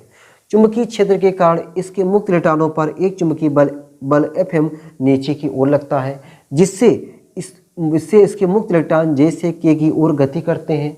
मुक्त इलेक्ट्रॉन J से K की ओर गति करें तो प्रेरित धारा K से J, J से A से B, B से K की ओर प्रवाहित होने लगती है। और ये प्रेरित धारा तब तक हमें मिलती है जब तक ये हमारा चालक यानी J के चुंबकीय क्षेत्र में गति करता रहता है। इससे लेंज के नियम की पुष्टि होती है, यानी प्रेरित विद्युत वाहक बल के पहले नियम की पुष्टि होती है। ठीक है, आ जाओ आप आगे। अब आगे दोस्तों देखो, इतना तो आपको समझ में आ गया कि इसमें एक धारा प्रेरित हुई। धारा किधर प्रेरित हुई? K से J, K से J। धारा की दिशा में क्या होना चाहिए? अपना अंगूठा। अपना क्या होना चाहिए? अंगूठा। क्या निकालना चाहते हैं? बल। अंगूठा किधर हुआ? धारा की दिशा में। ये अंगुलियां किधर होना चाहिए? चुंबकीय क्षेत्र की दिशा में। चुंबकीय क्षेत्र की दिशा किधर? अंदर। अंदर देखो ये चुंबकीय क्षेत्र की दिशा, अपना ये अंगूठा किधर है? धारा की दिशा में। तो ये बल किधर लगेगा? तल के लंबवत। ये देखो हथेली के तल के लंबवत, ये या मेरे मुँह की ओर, ये देखो ऐसे ऐसे ना। तो इधर देखो एक बल लग गया। ठीक है, ये बल लग गया इधर। बल का मान क्या होगा? F बराबर IBL। F बराबर क्या हो गया? IBL। अब बताओ, हम छड़ को ले जाते इधर, हम छड़ को ले जा रहे हैं इधर, ससुरा बल लग रहा है इधर। ठीक है, हम छड़ को ले जा रहे हैं इधर, लेकिन बल किधर लग रहा है? इधर। लो है तमाशा। हमको किधर चाहिए? हमको इधर चाहिए। ये छड़ इधर जाना चाहिए। क्यों? क्योंकि भैया हम v वेग से इधर की ओर गति करा रहे हैं, दाईं ओर की ओर गति करा रहे हैं। देखो तीर का निशान इधर की ओर गति कराना चाहते हैं और बल किधर लग रहा है? इधर। तो मतलब इसको हमें ख़त्म करना है। इसको ख़त्म करने के लिए इसके विपरीत दिशा में एक अलग से हमको बल लगाना पड़ता है, और उस बल का मान क्या हो जाएगा? उस बल का मान हो जाएगा F बराबर माइनस IBL। और इसी बल के कारण ये जो हमारा चालक छड़ JK है वह छोटे समय में, मतलब बहुत कम समय, डेल्टा T समय में यहाँ से खिसक करके, यहाँ से डेल्टा T समय में डेल्टा X दूरी खिसक करके यहाँ आ जाता है। अब यहाँ आ जाता है तो ये हो गया चालक की नई स्थिति।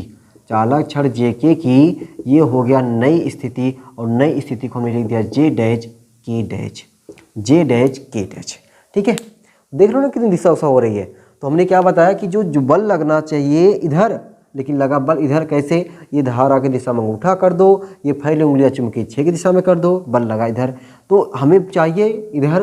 तो इस बल को ख़त्म करने के लिए इसके विपरीत दिशा में एक बल F बराबर माइनस IBL लगाया जाता है। अब मान लेते हैं दोस्तों कि इस वाले बल को लगाने से डेल्टा T समय में डेल्टा X दूरी तय करते हुए चालक छड़ J-K- स्थिति में चला आता है। अब ये स्थिति में का अपने मने चलाया? नहीं, हमें बल लगाना पड़ा। तो बल लगाना पड़ा, तो बल लगाने से हमको क्या मिलता है? कार्य मिलता है। मान लेते हैं किया गया कार्य क्या है? W है। तो किया गया कार्य अगर W है तो W बराबर क्या होता है? बल गुणे विस्थापन, और विस्थापन कितना हुआ? Delta X। विस्थापन कितना हुआ? Delta X। बात समझ आ रही ना? तो अब W बराबर बल की जगह पे क्या लिखे? Minus IBL delta X। अच्छा, अब देखो X की जगह पे X क्या है? दूरी। एक फार्मूला पड़े होगे, दूरी बराबर 4 गुणे समय। और एक नहीं भैया, झूठ मत बोलना, दूरी बराबर 4 गुणे समय। अगर ये सर, ये तो हमारे बचपन का एकदम खास फार्मूला है। ये सर जी हमको बहुत पूछते थे, बहुत पूछ के कोटे हैं। दूरी बराबर 4 गुणे समय। तो दूरी यहाँ पे डेल्टा S क्या दूरी है, और चाल क्या यहाँ पे v है, और समैया क्या बताया हमने? Delta T। तो दूरी बराबर 4 गुणे समय, 4 हो जाएगा v, समय हो जाएगा डेल्टा T। मैं यहाँ पे लिख दे रहा हूँ डेल्टा X बराबर v इंटू डेल्टा T। ये कैसे हुआ है? दूरी बराबर 4 गुणे समय से, दूरी बराबर 4 गुणे समय से। ठीक है, अब देखो W बराबर minus I into delta T को मैंने साथ में रख दिया, VBL। I into delta T धारा I है, T समय है। Q बराबर फार्मूला पढ़े हो ना? देखो ये वाला फार्मूला, Q बराबर I into T। Yes sir, पढ़े हैं ना? आई इंटू टी, आई का काम आई कर रहा है, टी का काम छोटा डी कर रहा है, बस डेल्टा टी कर रहा है। तो डब्ल्यू बराबर क्या हो जाएगा minus q v B l, q को नीचवा भेज दो, क्यू बराबर minus v B l, W upon q होता है विभवांतर, विभवांतर वी बराबर माइनस वी बी एल, और इसी बड़का वी जगह पे ई लिख सकते हो, ई बराबर माइनस वी बी एल। ठीक, इतनी बात समझा गई।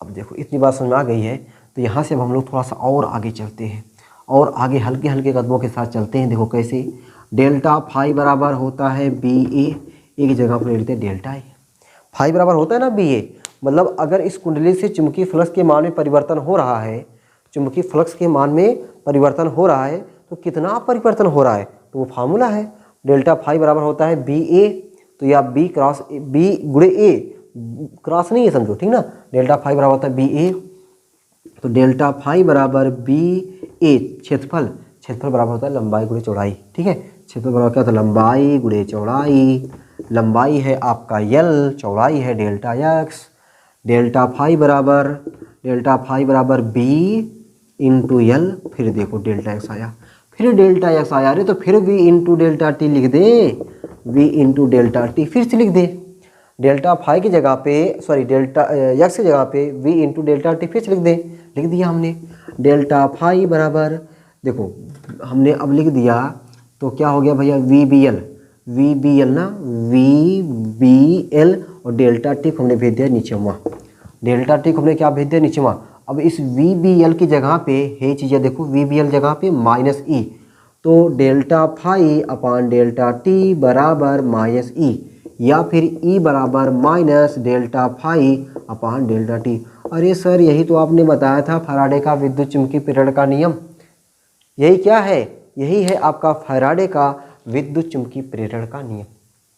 तो फैराडे का विद्युत चुम्बकीय प्रेरण का नियम बहुत इंपॉर्टेंट है, और बहुत इंपॉर्टेंट के लिए आपको ये कहानी समझ में आनी चाहिए। बहुत आसान डेरिवेशन है, डेरिवेशन कुछ नहीं है, बस इसमें शब्द और फिगर बढ़िया बना होना चाहिए, और शब्द अगर आप जो है देखो, जब आपके माइंड में जब शब्द चलता रहेगा ना तो आप अपने आप शब्द निकलेगा, जब एग्जाम बैठोगे अपने आप शब्द निकलेगा।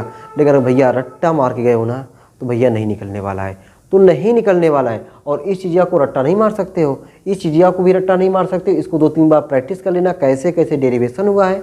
बाकी इस चीज़िया को आप समझोगे कैसे कैसे बल लगा है, किधर बल लगा है, कहाँ कैसे हुआ है, इस चीज़ को आप 1-2 बार बढ़िया समझ करके इस डेरिवेशन को बढ़िया से कर लोगे, आपका एकदम तैयार है।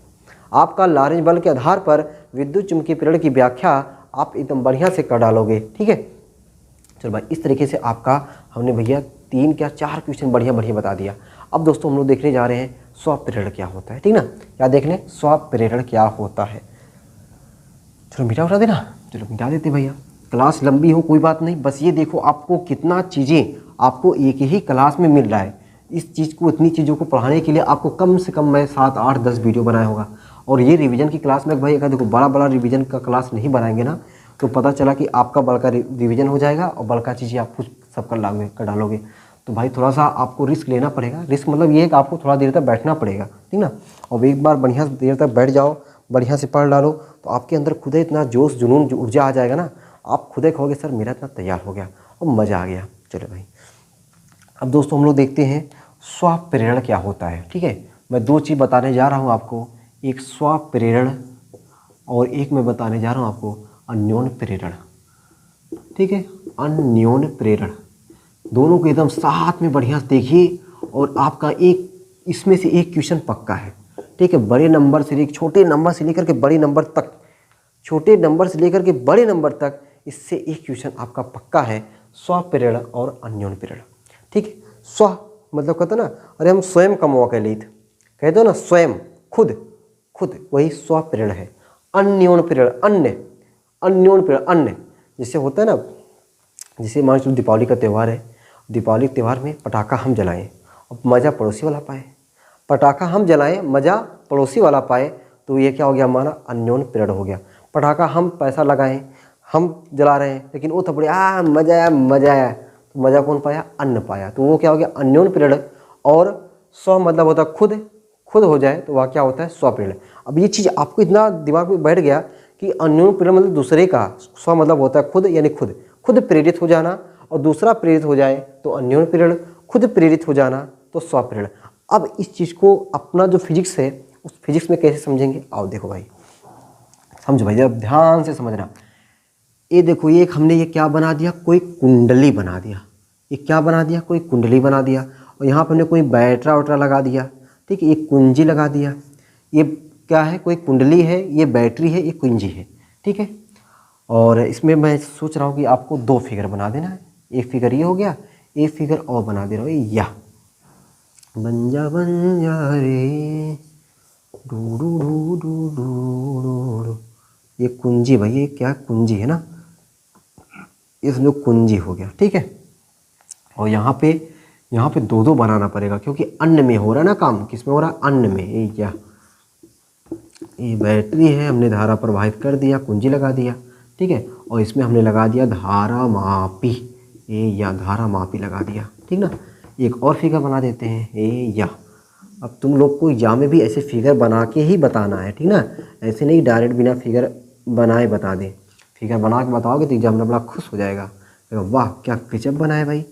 अब इसको तुम लोग अच्छे से बनाओगे ना तो अच्छा लगेगा ये। चलो भाई, अब इसको हम लोग समझते हैं, स्वप्रेरण और अन्योन्य प्रेरण को हम लोग समझते हैं। तो स्वप्रेरण क्या होता है कि जब, यानी देखो ऐसे, मैं पहले आपको परिभाषा बोल देता हूँ। विद्युत चुम्बकीय प्रेरण की वह घटना, विद्युत चुम्बकीय प्रेरण की वह घटना जिसमें किसी कुंडली में धारा के मान में, किसी कुंडली में धारा के मान में परिवर्तन करने से, धारा के मान में परिवर्तन करने से उसी कुंडली में प्रेरित विद्युत वाहक बल उत्पन्न हो। विद्युत चुम्बकीय प्रेरण की वह घटना, देखो विद्युत चुम्बकीय प्रेरण की वह घटना जिसमें किसी कुंडली में, ये कुंडली हो गई, किसी कुंडली में धारा के मान में परिवर्तन करने से उसी कुंडली में, जिस कुंडली में धारा के मान में परिवर्तन कर रहे हो उसी कुंडली में प्रेरित विद्युत वाहक बल उत्पन्न हो, तो यह घटना क्या कहलाती है, स्वप्रेरण कहलाती है। अच्छा, इसमें क्या है कि पास पास रखी 2 कुंडलियों में से, पास पास रखी 2 कुंडलियों में से किसी एक कुंडली में धारा के मान में परिवर्तन कर, धारा के मान में परिवर्तन होना चाहिए, धारा के मान में परिवर्तन करने से दूसरी कुंडली में प्रेरित विद्युत वाहक बल उत्पन्न हो, तो वह घटना अन्योन्य प्रेरण कहलाती है। ये तो आपका डिफिनीशन हो गया। अब इस डिफिनीशन को और मैं थोड़ा सा आपको समझाने का प्रयास कर रहा हूँ, ठीक है, ताकि यहाँ पे, क्योंकि आपको पता है लेंज का नियम काम करता है ना, वो सब चीज़ यहाँ पे आपको मैं बताने वाला हूँ। अभी हमने क्या बताया कि धारा के मान में परिवर्तन, धारा के मान में परिवर्तन करने का मतलब ये हुआ कि आप कुंजी बोल रहा हूँ, कुंजी, आप जैसे कुंजी को ऑन करोगे तो ये सिर्फ धारा देने लगेगा। धारा देने का मतलब ये हुआ 1 2 3 4 5 6 7 ऐसी धारा बहुत तेजी से बढ़ेगा, तो धारा के मान में परिवर्तन हुआ। परिवर्तन कैसा हुआ कि जो मुख्य धारा है आपकी, वह मुख्य धारा बढ़ रही है। मुख्य धारा बढ़ाते समय जब कुंजी को ऑन करोगे तो मुख्य धारा बढ़ेगी, अब कुंजी को बंद करोगे तो मुख्य धारा घटेगी। कोई दिक्कत नहीं ना। मुख्य धारा क्या होगी, मुख्य धारा घटाते समय मुख्य धारा घटेगी कब, जब आप कुंजी को ऑफ करोगे। मुख्य धारा बढ़ेगी कब, जब कुंजी आप ऑन करोगे, ठीक। तो जैसे ही आप कुंजी को ऑन करते हो ये सेल धारा देना शुरू कर देता है। ये सेल क्या करने लगता है, धारा देना शुरू कर देता है। ये समझो कि धारा दे रहा है, बहुत तेज़ी से धारा देना शुरू कर दिया। तो धारा देना शुरू कर देता है तो ये जो कुंडली है, यह कुंडली एक चुंबक की तरह व्यवहार करने लगती है। क्या करने लगती है, एक चुंबक की तरह व्यवहार करने लगती है। चुंबक की तरह व्यवहार करने का मतलब होता है कि चुंबकीय बल रेखाएं निकलना। क्या निकलना, चुंबकीय बल रेखाएं निकलना। भाई चुंबक जो है क्या करेगा, चुंबकीय बल रेखाएं निकलेंगी।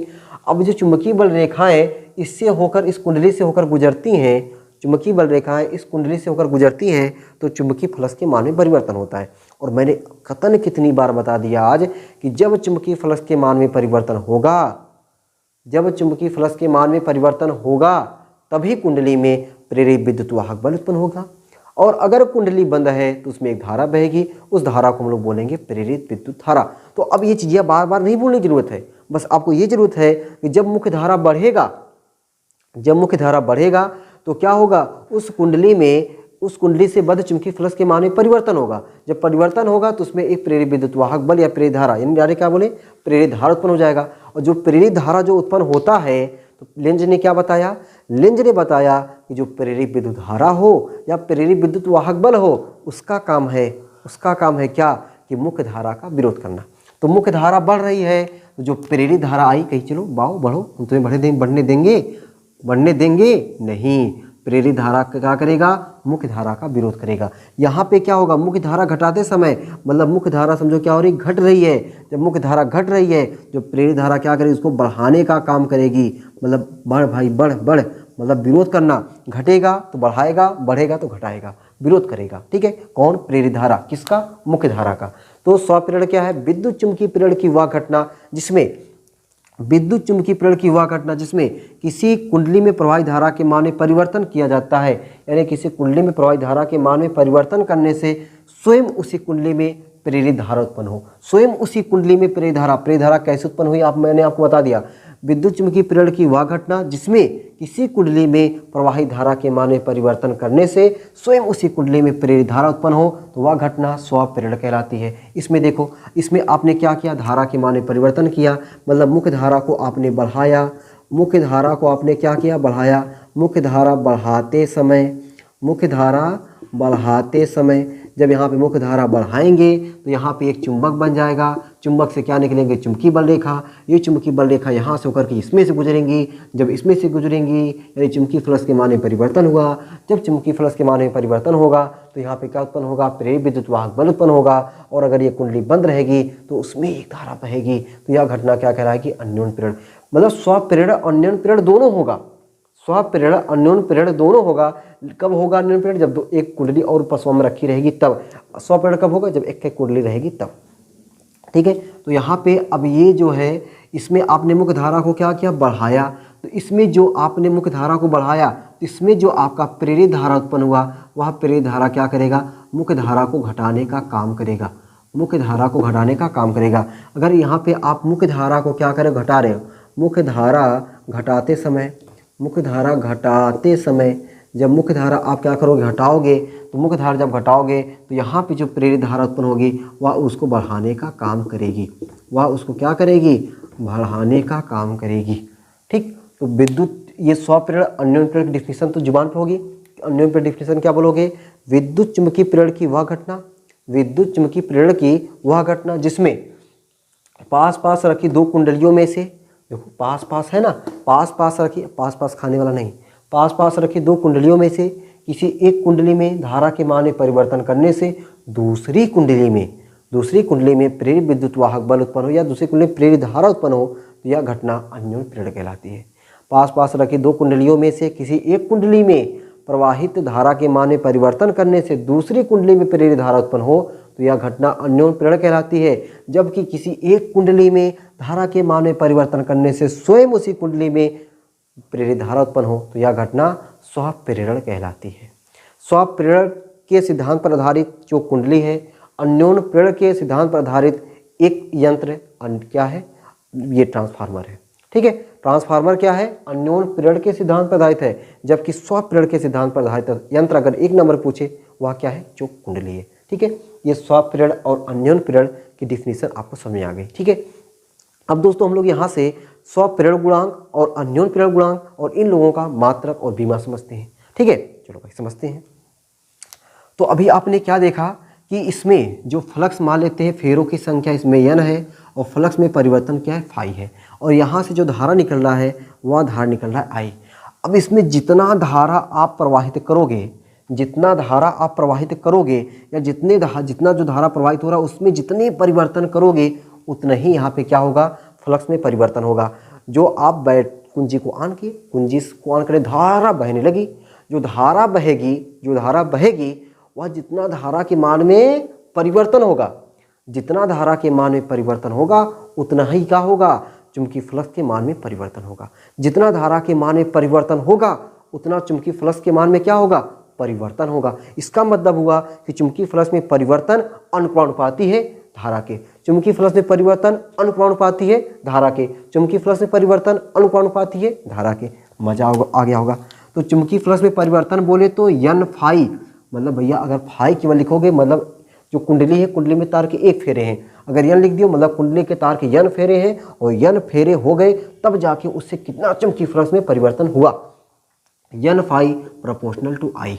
ठीक है, n फाई प्रोपोर्शनल टू आई, तो n फाई बराबर एल आई, यही एल एक नियतांक है, इसी नियतांक को बोलते हैं स्वप्रेरण गुणांक, स्वप्रेरण गुणांक या स्वप्रेरकत्व, स्वप्रेरकत्व, स्वप्रेरण गुणांक या स्वप्रेरकत्व बोलते हैं किसको, यल को। तो यहाँ से यल बराबर हो जाएगा एन फाई अपान आई। ये ब्यूटीफुल सुंदर सा जबरदस्त फार्मूला अपना निकल के आ गया, यल बराबर एन फाई अपान आई, एल बराबर एन फाई अपान आई।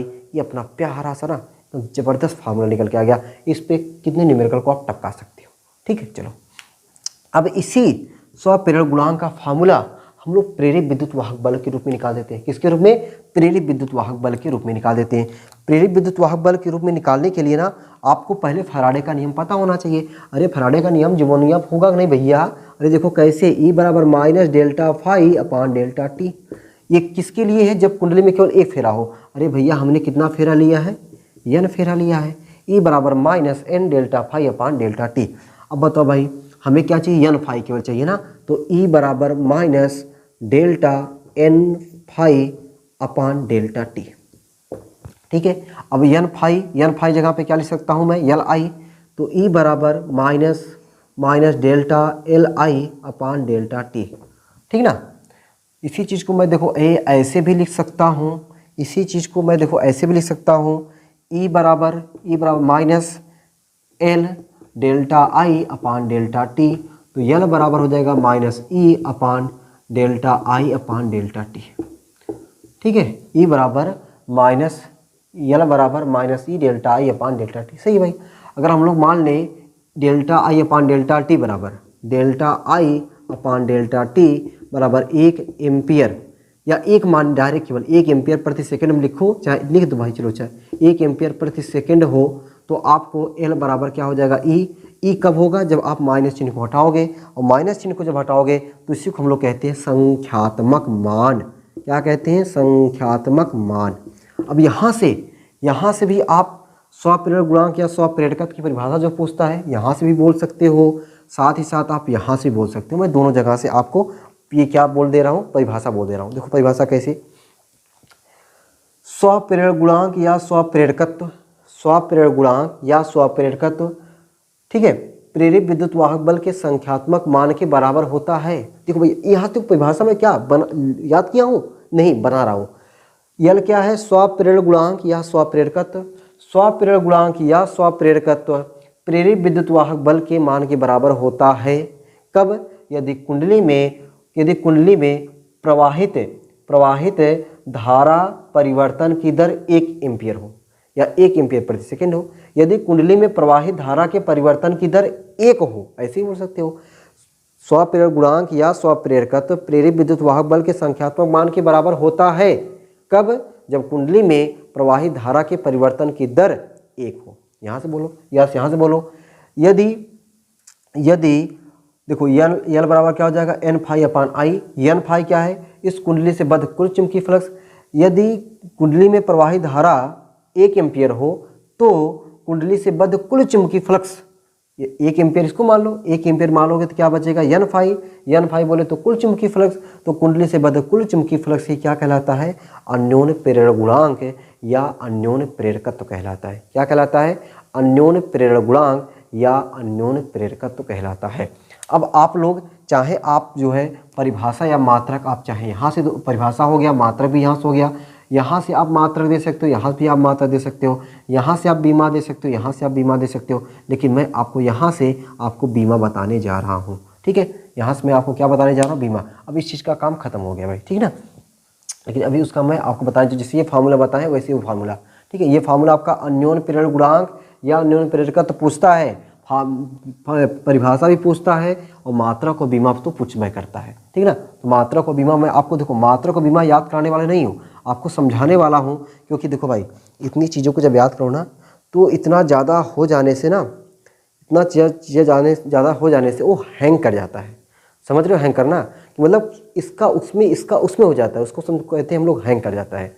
तो हैंग ना करे, ज़्यादा चीज़ हो जाने से हैंग ना करे, उसके लिए आपको ज़रूरत है एक सिस्टम से समझने की। तो आपको मैं बता रहा हूँ कि हर चीज़ को आप मात्रक नहीं रट सकते, ठीक है। लेकिन कुछ चीज़ें होती जो आपको रट मार सकते हो। देखो मैं खुद बताऊंगा उस चीज़ क्या आपको रट मारनी है। तो यहाँ से देखो हमको क्या बताना है, यल का मात्रक। यल बोले तो स्वप्रेरक गुणांक या स्वप्रेरकत्व। एल का मात्रक, एल का मात्रक, एल का मात्रक देखो बताने के लिए यन नंबर ऑफ फेरा है, नंबर ऑफ फेरा है, फेरा का कोनो मात्रक नहीं होता है। फाई का मात्रक बटे आई का मात्रक। अब बताओ फाई का मात्रक याद है तो आप सोचोगे ये फाई का मात्रक कौन था, होगा ना, एकदम होगा। तो फाई बराबर क्या पढ़े थे अभी आज की क्लास में, फाई बराबर बी ए पढ़े ना, फाई बराबर बी ए अच्छे एकदम पढ़े। तो फाई बराबर बी ए का मात्रक, बी से यहाँ से फाई का मात्रक निकाल सकते हो ना, बी का तो मात्रक एकदम याद है, बी का मात्रक याद होना चाहिए। मैं बार बार कहता हूँ बी का मात्रक रट डालो। बी का मात्रक होता है न्यूटन प्रति एम्पियर मीटर गुणे मीटर स्क्वायर। 1 मीटर से कट गया था, न्यूटन मीटर प्रति एम्पियर। फाई का मात्रक हो गया न्यूटन मीटर प्रति एम्पियर। अरे तो रखो ना भैया अब यहाँ पे न्यूटन मीटर प्रति एम्पियर, न्यूटन मीटर प्रति एम्पियर गुणे आई का मात्रक 1/एम्पियर। तो मात्रक क्या निकल के आया, न्यूटन मीटर प्रति एम्पियर स्क्वायर, न्यूटन मीटर प्रति एम्पियर स्क्वायर। अब देखो ये न्यूटन मीटर प्रति एम्पियर स्क्वायर जब याद रखोगे ना तो कंफ्यूज एकदम रहोगे कि कौन फाई का है, कौन एल का है, कौन कैसे है। तो आप याद रखने से बढ़िया ज़्यादा बेटर है आप निकालना सीखो, ठीक है, निकालना सीखो। आपने यहाँ से किसका मात्रक निकाला, फाई का मात्रक निकाला, आपने एल का मात्रक निकाला। औरों कोनो एल का मात्रक होता है, एकदम होता है। फाई का मात्रक होता है वेबर प्रति एम्पियर, क्या हो जाएगा वेबर प्रति एम्पियर, ठीक है। और इसी को हम लोग एक और मात्रक बोलते हैं, उसको मैं लिख दे रहा हूँ। एक और मात्रक जो होता है हेनरी, लो याद करो हेनरी याद करो, न्यूटन मीटर प्रति एम्पियर याद करो, सॉरी क्या बताता है बी का मात्रक न्यूटन प्रति एम्पियर मीटर, ये याद रखो, ठीक है। हेनरी याद रखो, बाकी इसको मत याद रखो, इसको मत याद रखो भैया, ये भूल सकते हो, ठीक है। चलो बीमा देख लेते हैं एकदम। बीमा देखो यहाँ से नहीं, यहाँ से देखते हैं। न्यूटन का m/L/T-2, मीटर का L, एम्पियर का A होता है 1/2, m/L/T-2 गजब, m/L/T-2 कितने लोगों लग रहे सर ये तो याद हो जाता, भैया याद हो जाता लेकिन याद मत करना, ठीक। चलो भाई इतनी चीज़ें आपको समझ में आ गई ना। अब अन्योन पीरियड गुणांक वाला जो फार्मूला, ये फार्मूला याद होना चाहिए, L बराबर n∅/I, L बराबर -E/डेल्टा ये फार्मूला आपको याद होना चाहिए न्यूमेरिकल लगाने के लिए, ठीक है। चलो अब हम लोग देखते हैं इसी तरीके से एकदम अन्योन पीरियड गुणांक, क्या देख लेते हैं, एकदम अन्योन पीरियड गुणांक एकदम इसी की तरीके से है, ठीक है। अब देखो आप एकदम बढ़िया तरीके से समझ जाओगे, आपको कोई दिक्कत परेशानी नहीं होगा, ठीक है, क्योंकि आपने स्वपीरियड गुणांक बढ़िया समझ लिया है ना, स्वपीरियड गुणांक आपने बढ़िया समझ लिया है तो इसको कोई दिक्कत नहीं। इसमें फेरों की संख्या n1, चुंबकीय फ्लक्स में परिवर्तन φ1, धारा में परिवर्तन I1। लेकिन इसमें फ्लक्स में परिवर्तन होता है नहीं सर, इसमें नहीं होता है, इसमें होता है। फेरों की संख्या n2 φ2। जितने ज़्यादा धारा के मान में परिवर्तन करेंगे, ध्यान सुनना भैया तो मज़ा आ जाएगा, जितने ज़्यादा धारा के मान में परिवर्तन करेंगे उतने ज़्यादा m1 क्या होगा, चुंबकीय फ्लक्स में मान में परिवर्तन होगा।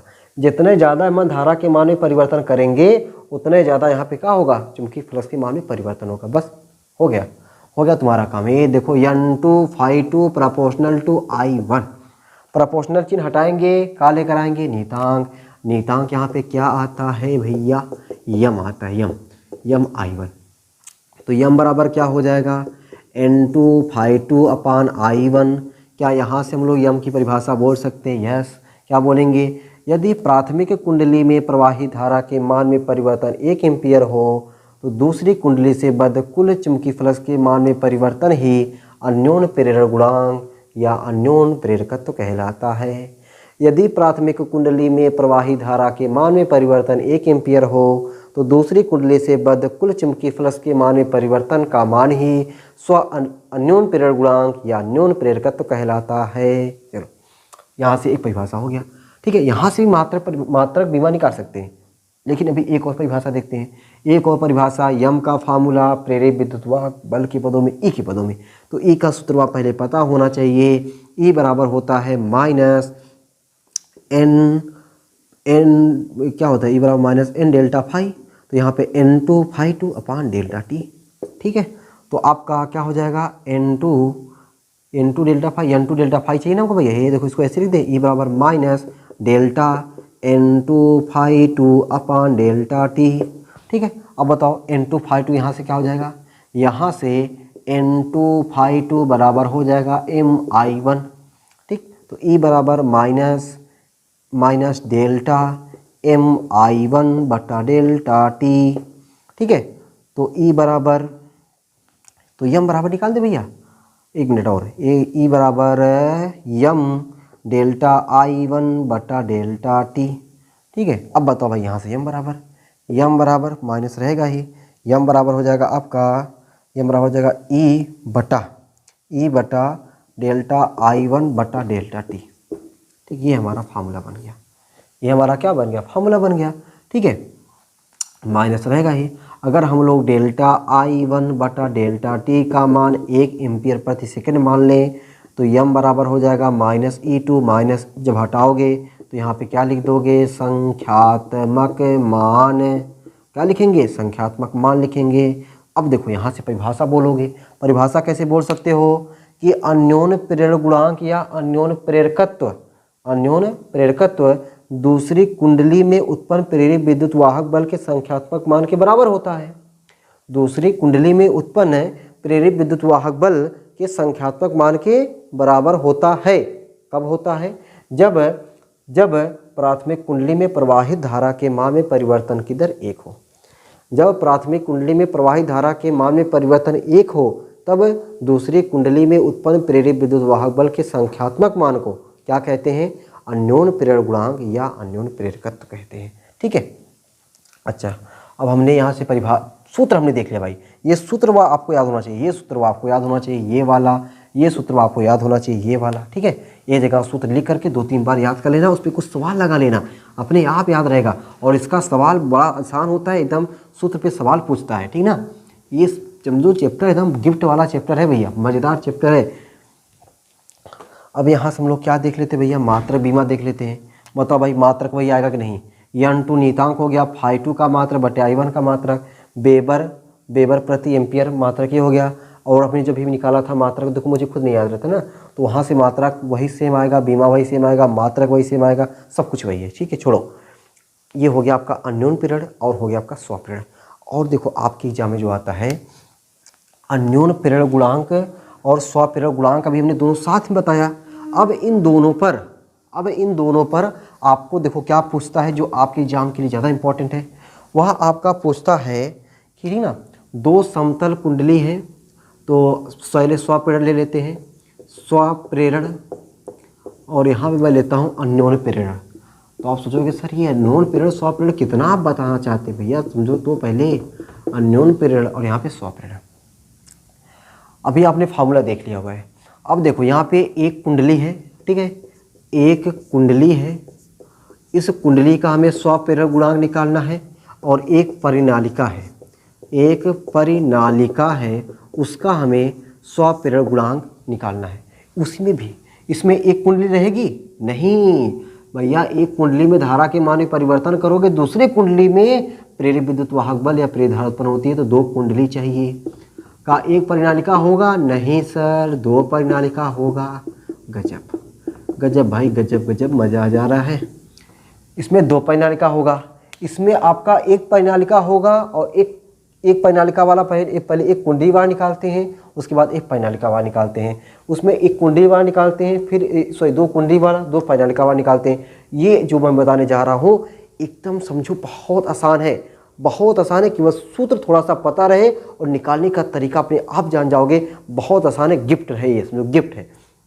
देखो कैसे निकालोगे भाई, हमें पता है कि स्वप्रेरण गुणांक, अभी हमने फार्मूला बताया ताज़ा, L बराबर N∅/I, बताया कि नहीं, L बराबर N∅/I।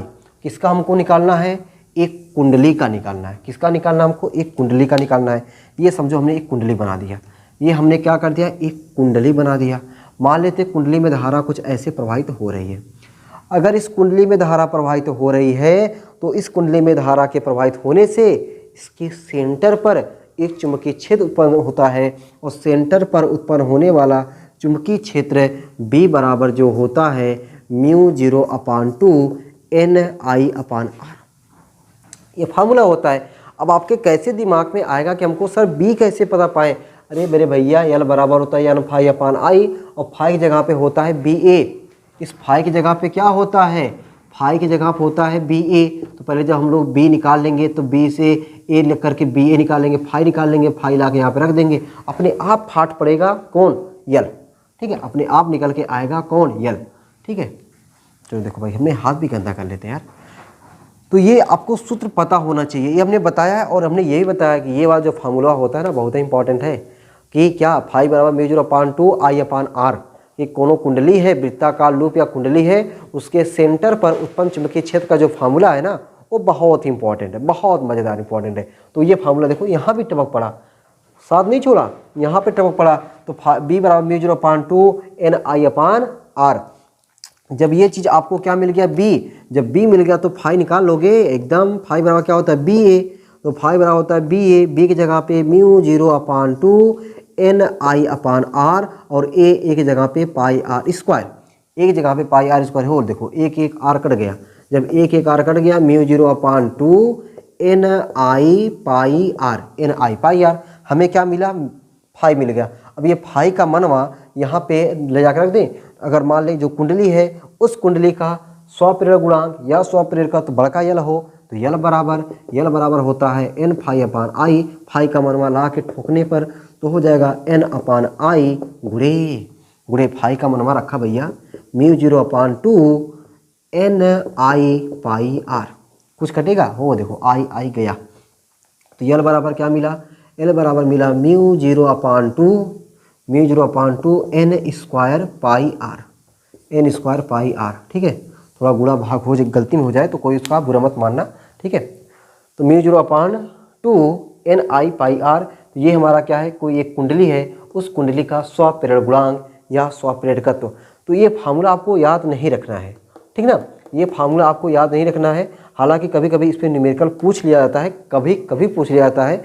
तो कभी कभी वाला देखो भाई, तो वो अगर आपको पूरा 70 में 70 चाहिए तो भाई आपको A to Z चीज़ पढ़ना तो है ही है। ठीक है, बाकी अगर आपको 50+ भी पा जाना है तो आपको ये चीज़ निकालने तुरंत आ जाना चाहिए। आपने देखा मुश्किल से 1.5 मिनट लगा होगा इसको निकालने में। 1.5 मिनट इसलिए लगा है क्योंकि ये फार्मूला बहुत आसान था। फाई बराबर बी बराबर mu 0/2 N I upon R. जब बी मिल गया, बी से निकाल लो फाई, फाई बराबर होता है बी ए। वहाँ से फाई मिल गया, फाई जब मिल गया एल बराबर एन फाई अपान आई, वहाँ पर ले जाकर पटक दो, अपने आप निकल जाएगा। ठीक है, चलो तो ये क्या निकला, एक कुंडली का स्वप्रेरण गुणांक या स्वप्रेरकत्व। अब निकाल ले एक परिनालिका का स्वप्रेरण गुणांक या स्वप्रेरकत्व। आपको पता है परिनालिका के केंद्र पर चुंबकीय क्षेत्र, पता है ना। देखो मैं यहाँ पर निकाल रहा हूँ परिनालिका वाला। परिनालिका के केंद्र पर चुंबकीय क्षेत्र बी बराबर क्या होता है, म्यू 0 एन आई होता है कि नहीं। अच्छा, जो परिनालिका है जिसमें तार के फेरों की संख्या n है, उसी तरह के जो परिनालिका है ना उसमें भी तार के फेरों की संख्या n है। तो इसको छोटका को चेंज करेंगे। छोटका n देखो कैसे चेंज होता है, हमने आपको बताया बड़का n बराबर होता है n यल। बताओ भाई यहाँ से छोटका n बराबर क्या हो जाएगा, n अपान यल हो जाएगा। इसमें चेंज कर दें तो b बराबर म्यू 0 कैपिटल n अपान l इंटू आई। हमने b निकाल लिया। अब b से क्या निकाल लें, फाई। फाई बराबर क्या होता है, बी ए। बी का मान रख दो, बी का मान रखोगे म्यू 0 कैपिटल n अपान l इंटू आई ए। अब यहाँ पे एक चेंज नहीं कर पाएंगे लंबाई को चौड़ाई में, ठीक ना। जब फाई मिल गया, फाई से क्या निकाल लेंगे, यल। मान लेते जो हमारी परिनालिका है उस परिनालिका का स्वप्रेरण गुणांक या स्वप्रेरकत्व तो बड़का यल हो, तो यल बराबर एन फाई अपान आई। ठीक है, एन फाई अपान आई। फाई का मनवा रखो, एल बराबर एन अपान आई इंटू फाई। फाई की जगह पे म्यू 0 अपान म्यू 0, ठीक है 2 नहीं है, म्यू 0 कैपिटल n अपान l आई ए। आई शहीद हो गया। l बराबर mu 0 n square a upon l। तो भैया हो गया। ये फार्मूला याद करने की कोनो ज़रूरत नहीं है, ज़रूरत है आपको ये निकालने आना चाहिए 1 2 3 4 5 6 7 बस 6-7 लाइन का डेरिवेशन। और ये पता है आपको पूछता है स्वप्रेरण गुणांक किसे कहते हैं। स्वप्रेरण गुणांक किसे कहते हैं, किसी समतल कुंडली या किसी परिनालिका का स्वप्रेरण गुणांक या स्वप्रेरकत्व का सूत्र प्राप्त कीजिए।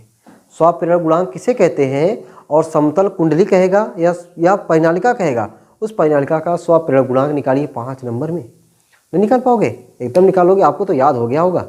चलो भाई इतना तो हो गया, हमने एक कुंडली का एक परिनालिका का निकाल लिया। अब क्या निकालने, 2 कुंडली का 2 परिनालिका का, वो क्या निकलेगा, अन्योन्य प्रेरण गुणांक। एक का निकालते क्या निकलता है, स्वप्रेरक गुणांक। दो का निकालेंगे क्या निकलेगा, अन्योन्य प्रेरक गुणांक। अन्योन्य प्रेरक गुणांक क्या होता है, पास पास रखी दो कुंडलियों में से किसी एक कुंडली में धारा के मान में परिवर्तन करें, मजा मारे दूसरा वाला, तो वह क्या होता है, अन्योन्य प्रेरण। एक में प्रवाहित हो, एक में धारा प्रवाहित हो और एक में प्रेरित धारा उत्पन्न हो, वह कहलाता है स्वप्रेरण। अन्योन्य प्रेरक गुणांक का एग्जाम्पल मतलब किसमें यूज होता है, हमने बताया ट्रांसफार्मर में। स्वप्रेरक गुणांक का कोई एग्जाम्पल बताओ तो आप बताओगे चौक कुंडली। ठीक है, चलो एकदम याद करवा दे रहे भाई, याद करवा दे रहे। अब क्या चाहिए भाई आपको बताओ।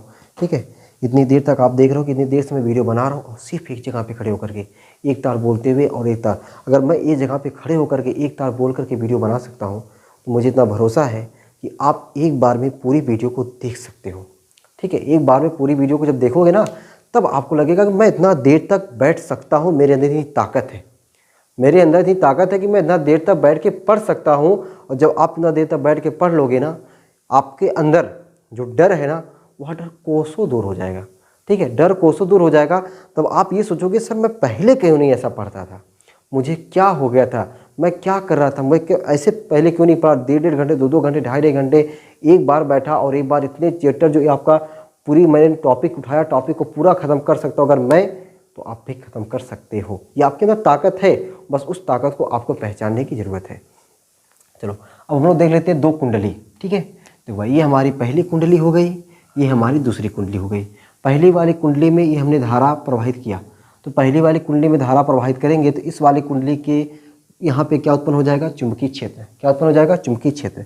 अब ये जो यहाँ पे चुंबकीय क्षेत्र उत्पन्न हुआ है उसको मैं क्या नाम दे दूँ, B1। तो जो B1 उत्पन्न हुआ है वह B1 उत्पन्न हो जाएगा μ0/2 N1I1 अपान R1। ठीक है, B बराबर μ0/2 Ni होता है, Ni अपान R, तो B1 बराबर μ0/2 N1I1 अपान R1। ये हमारा हो गया चुंबकीय क्षेत्र B1। ठीक है, अब जब यहाँ पे चुंबकीय क्षेत्र उत्पन्न हुआ है तो इस चुंबकीय क्षेत्र से क्या उत्पन्न होगा, चुंबकीय बल रेखा, और वह चुंबकीय बल रेखा होकर गुजरेगा इसमें से। जब इसमें से चुंबकीय बल रेखा होकर गुजरेगा तो इस वाले चुंबकीय बल रेखा होकर गुजरने से तो यहाँ पे क्या उत्पन्न हो जाएगा, चुंबकीय बल रेखा जब होकर गुजरेगा तो चुंबकीय फ्लक्स के मान में परिवर्तन होगा, और चुंबकीय फ्लक्स के मान में जब परिवर्तन होगा तो प्रेरित विद्युत वाहक बल या प्रेरित धारा उत्पन्न होगी, और वही हमें व्यंजक निकालना है। ठीक है, चलो भाई, तो अब हम लोग जो चुंबकीय फ्लक्स में परिवर्तन होगा किस में होगा, इसमें होगा, तो उसको मैं मान ले रहा हूँ φ2। अगर कि इसमें देखो अन्योन्य प्रेरण वाला इसमें हुआ था, इस तो हमें केवल एक ही लिया था तो φ1 φ2 लेने की जरूरत नहीं थी, तो φ2 बराबर क्या हो जाएगा, B1A2। समझ रहे ना, B1A2। भैया ये दूसरी कुंडली का क्षेत्रफलवा है यार। ठीक है, φ2 बराबर B1 की जगह यहाँ पे μ0/2 N1I1, ये 1 है, ये N1I1 सही है बटा R1। A2 जगह पे A2 की जगह पे πr2²। कुछ कटेगा, कौनो कटवा डबा यार तूने, कोई नहीं कटेगा, कोई नहीं कटने वाला है। चलो भाई, जब कोई नहीं कटने वाला तो कोई बात नहीं, हमको क्या निकालना है, अन्योन्य प्रेरण। अन्योन्य प्रेरण का फॉर्मूला अभी ताज़ा पढ़े, देखो N2 अपान I1। ठीक है, तो यदि दोनों कुंडलियों के बीच अन्योन्य प्रेरण गुणांक या अन्योन्य प्रेरकत्व तो बड़का यम हो तो बड़का यम बराबर N2 अपान I1। किसका मनवा रखें, φ2 का मनवा रख दें। आजा रे दिल पर जानी कि प्यास बुझा जा रे, हो ला ला ला ला ला ला। सही रख रहा हूँ ना भाई, थोड़ा ये देख लो जरा, ये या कुछ अब तो कोई कटना चाहिए यार, कट तो जाओ कोई यार, चलो सुकून मिलता है, जब कुछ कटता है ना बड़ा सुकून मिलता है। चलो m बराबर क्या हो जाएगा, μ0/2 N1N2 और क्या बचा, N1N2 πr2² बटा R1। ठीक है, ये हमारा हो गया भाई फार्मूला।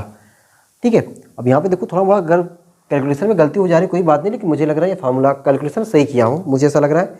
और मैं भी थोड़ा पढ़ाते थक गया हूँ ना, थोड़ा थक गया हूँ, तो मैं चाह रहा हूँ कि इसको मैं दोबारा ना देखूँ, आप लोग समझ जाओ। ठीक है, बाकी निकालने का तरीका हमने ऐसे बता दिया।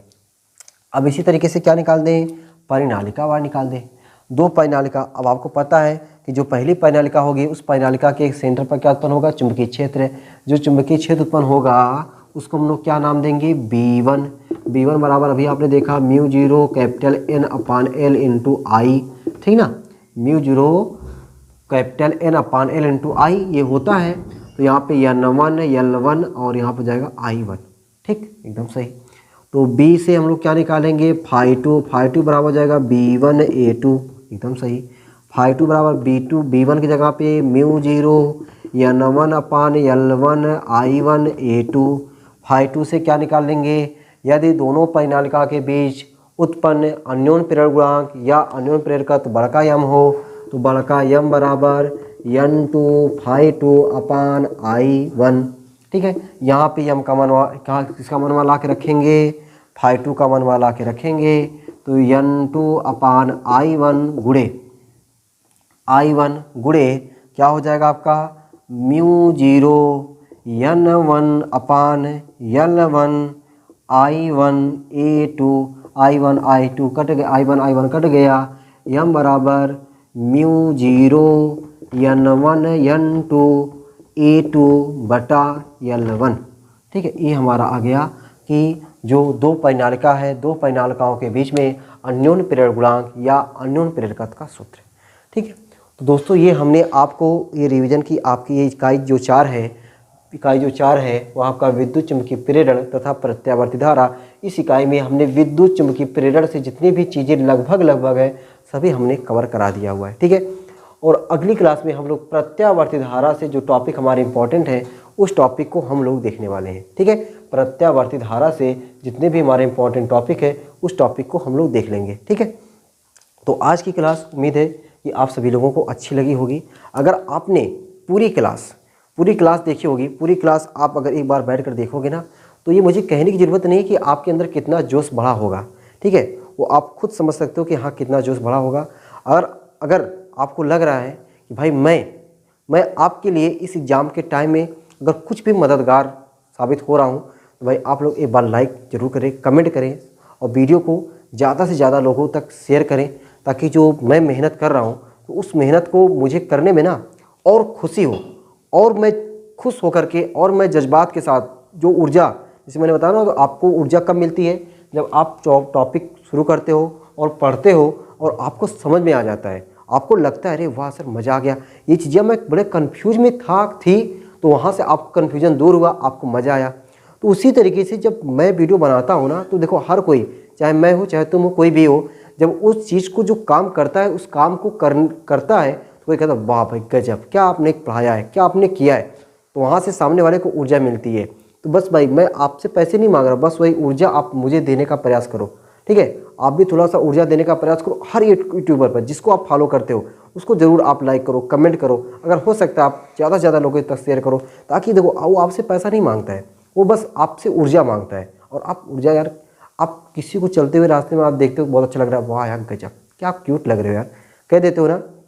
तो मुझे क्यूट कहने की ज़रूरत नहीं है, बस आप अच्छा सा कमेंट कर दिया करो और ज़्यादा से ज़्यादा लोगों तक शेयर किया करो। और अभी अपना परिवार जो है ना बढ़ नहीं रहा है, ठीक है ना, लेकिन फिर भी मैं काम कर रहा हूँ, ठीक है। तो आप जो अपना परिवार है उस परिवार को थोड़ा बढ़ाने में काफ़ी आप मददगार करें भाई, ठीक है, ताकि मैं और ऊर्जा के साथ और जोश के साथ और जज्बात के साथ आपके सामने आऊँ और बिना थके, ठीक है, इसी स्माइल चेहरे के साथ मैं आपके लिए जो अभी वीडियो आपकी 1.5 घंटे 2 घंटे तक हो रही है उसको और लंबी 2.5 घंटे तक इसी स्माइल चेहरे के साथ मैं आपके सामने प्रेजेंट रहूं और आपको दिखा दूं कि हाँ हम लोग 70 में 70 कैसे ला सकते हैं, ठीक है। साथ छोड़ेंगे नहीं, बस आप लोग अपना प्यार दुलार और स्नेह इसी तरीके से बरसाए रखें, ठीक है। तो ये साथ कभी छोड़ेंगे नहीं, ये अपना वादा है, ठीक है। चलो फिर मिलते हैं आपको अगली क्लास में, अगली रिवीजन की क्लास में ऐसे ज़बरदस्त रिवीजन कराएंगे, ठीक है। बस आप लोग ऐसे ही बने रहें, ठीक है, हंसते रहें, मुस्कुराते रहें, विदाउट टेंशन के साथ पढ़ाई करते रहें, ठीक है। पढ़ो, हंसो, मुस्कुराओ जितना हो सके। पढ़ने के बाद ना आकर अपने आप ऐसे से ज़बरदस्ती हंस लिया करो, ठीक है ना भाई। देखो एग्जाम में ना प्रेशर, कितने लोग इतना प्रेशर झेल लेते हैं, अपने आप को इतना प्रेशर ले लेते हैं, तो मैं समझता हूँ यार उन लोगों को प्रेशर ज़्यादा नहीं झेलना चाहिए, ठीक ना। देखो एग्जाम में नंबर, अपना मेहनत अपने हाथ में है, अपना मेहनत अपने हाथ में है और रिजल्ट अपने हाथ में नहीं है। लेकिन जो अपने हाथ में है उसको हम लोग हंसते हुए मुस्कुराते हुए करें। नहीं याद हो रहा है कुछ देर तक बंद कर लो, जूठे जा करके कहीं किसी के बारे में सोच करके मुस्कुराओ, कुछ कॉमेडी देख लो, ठीक है, कुछ कॉमेडी देख करके हंसो मुस्कुराओ, उसके बाद फिर आके पढ़ो।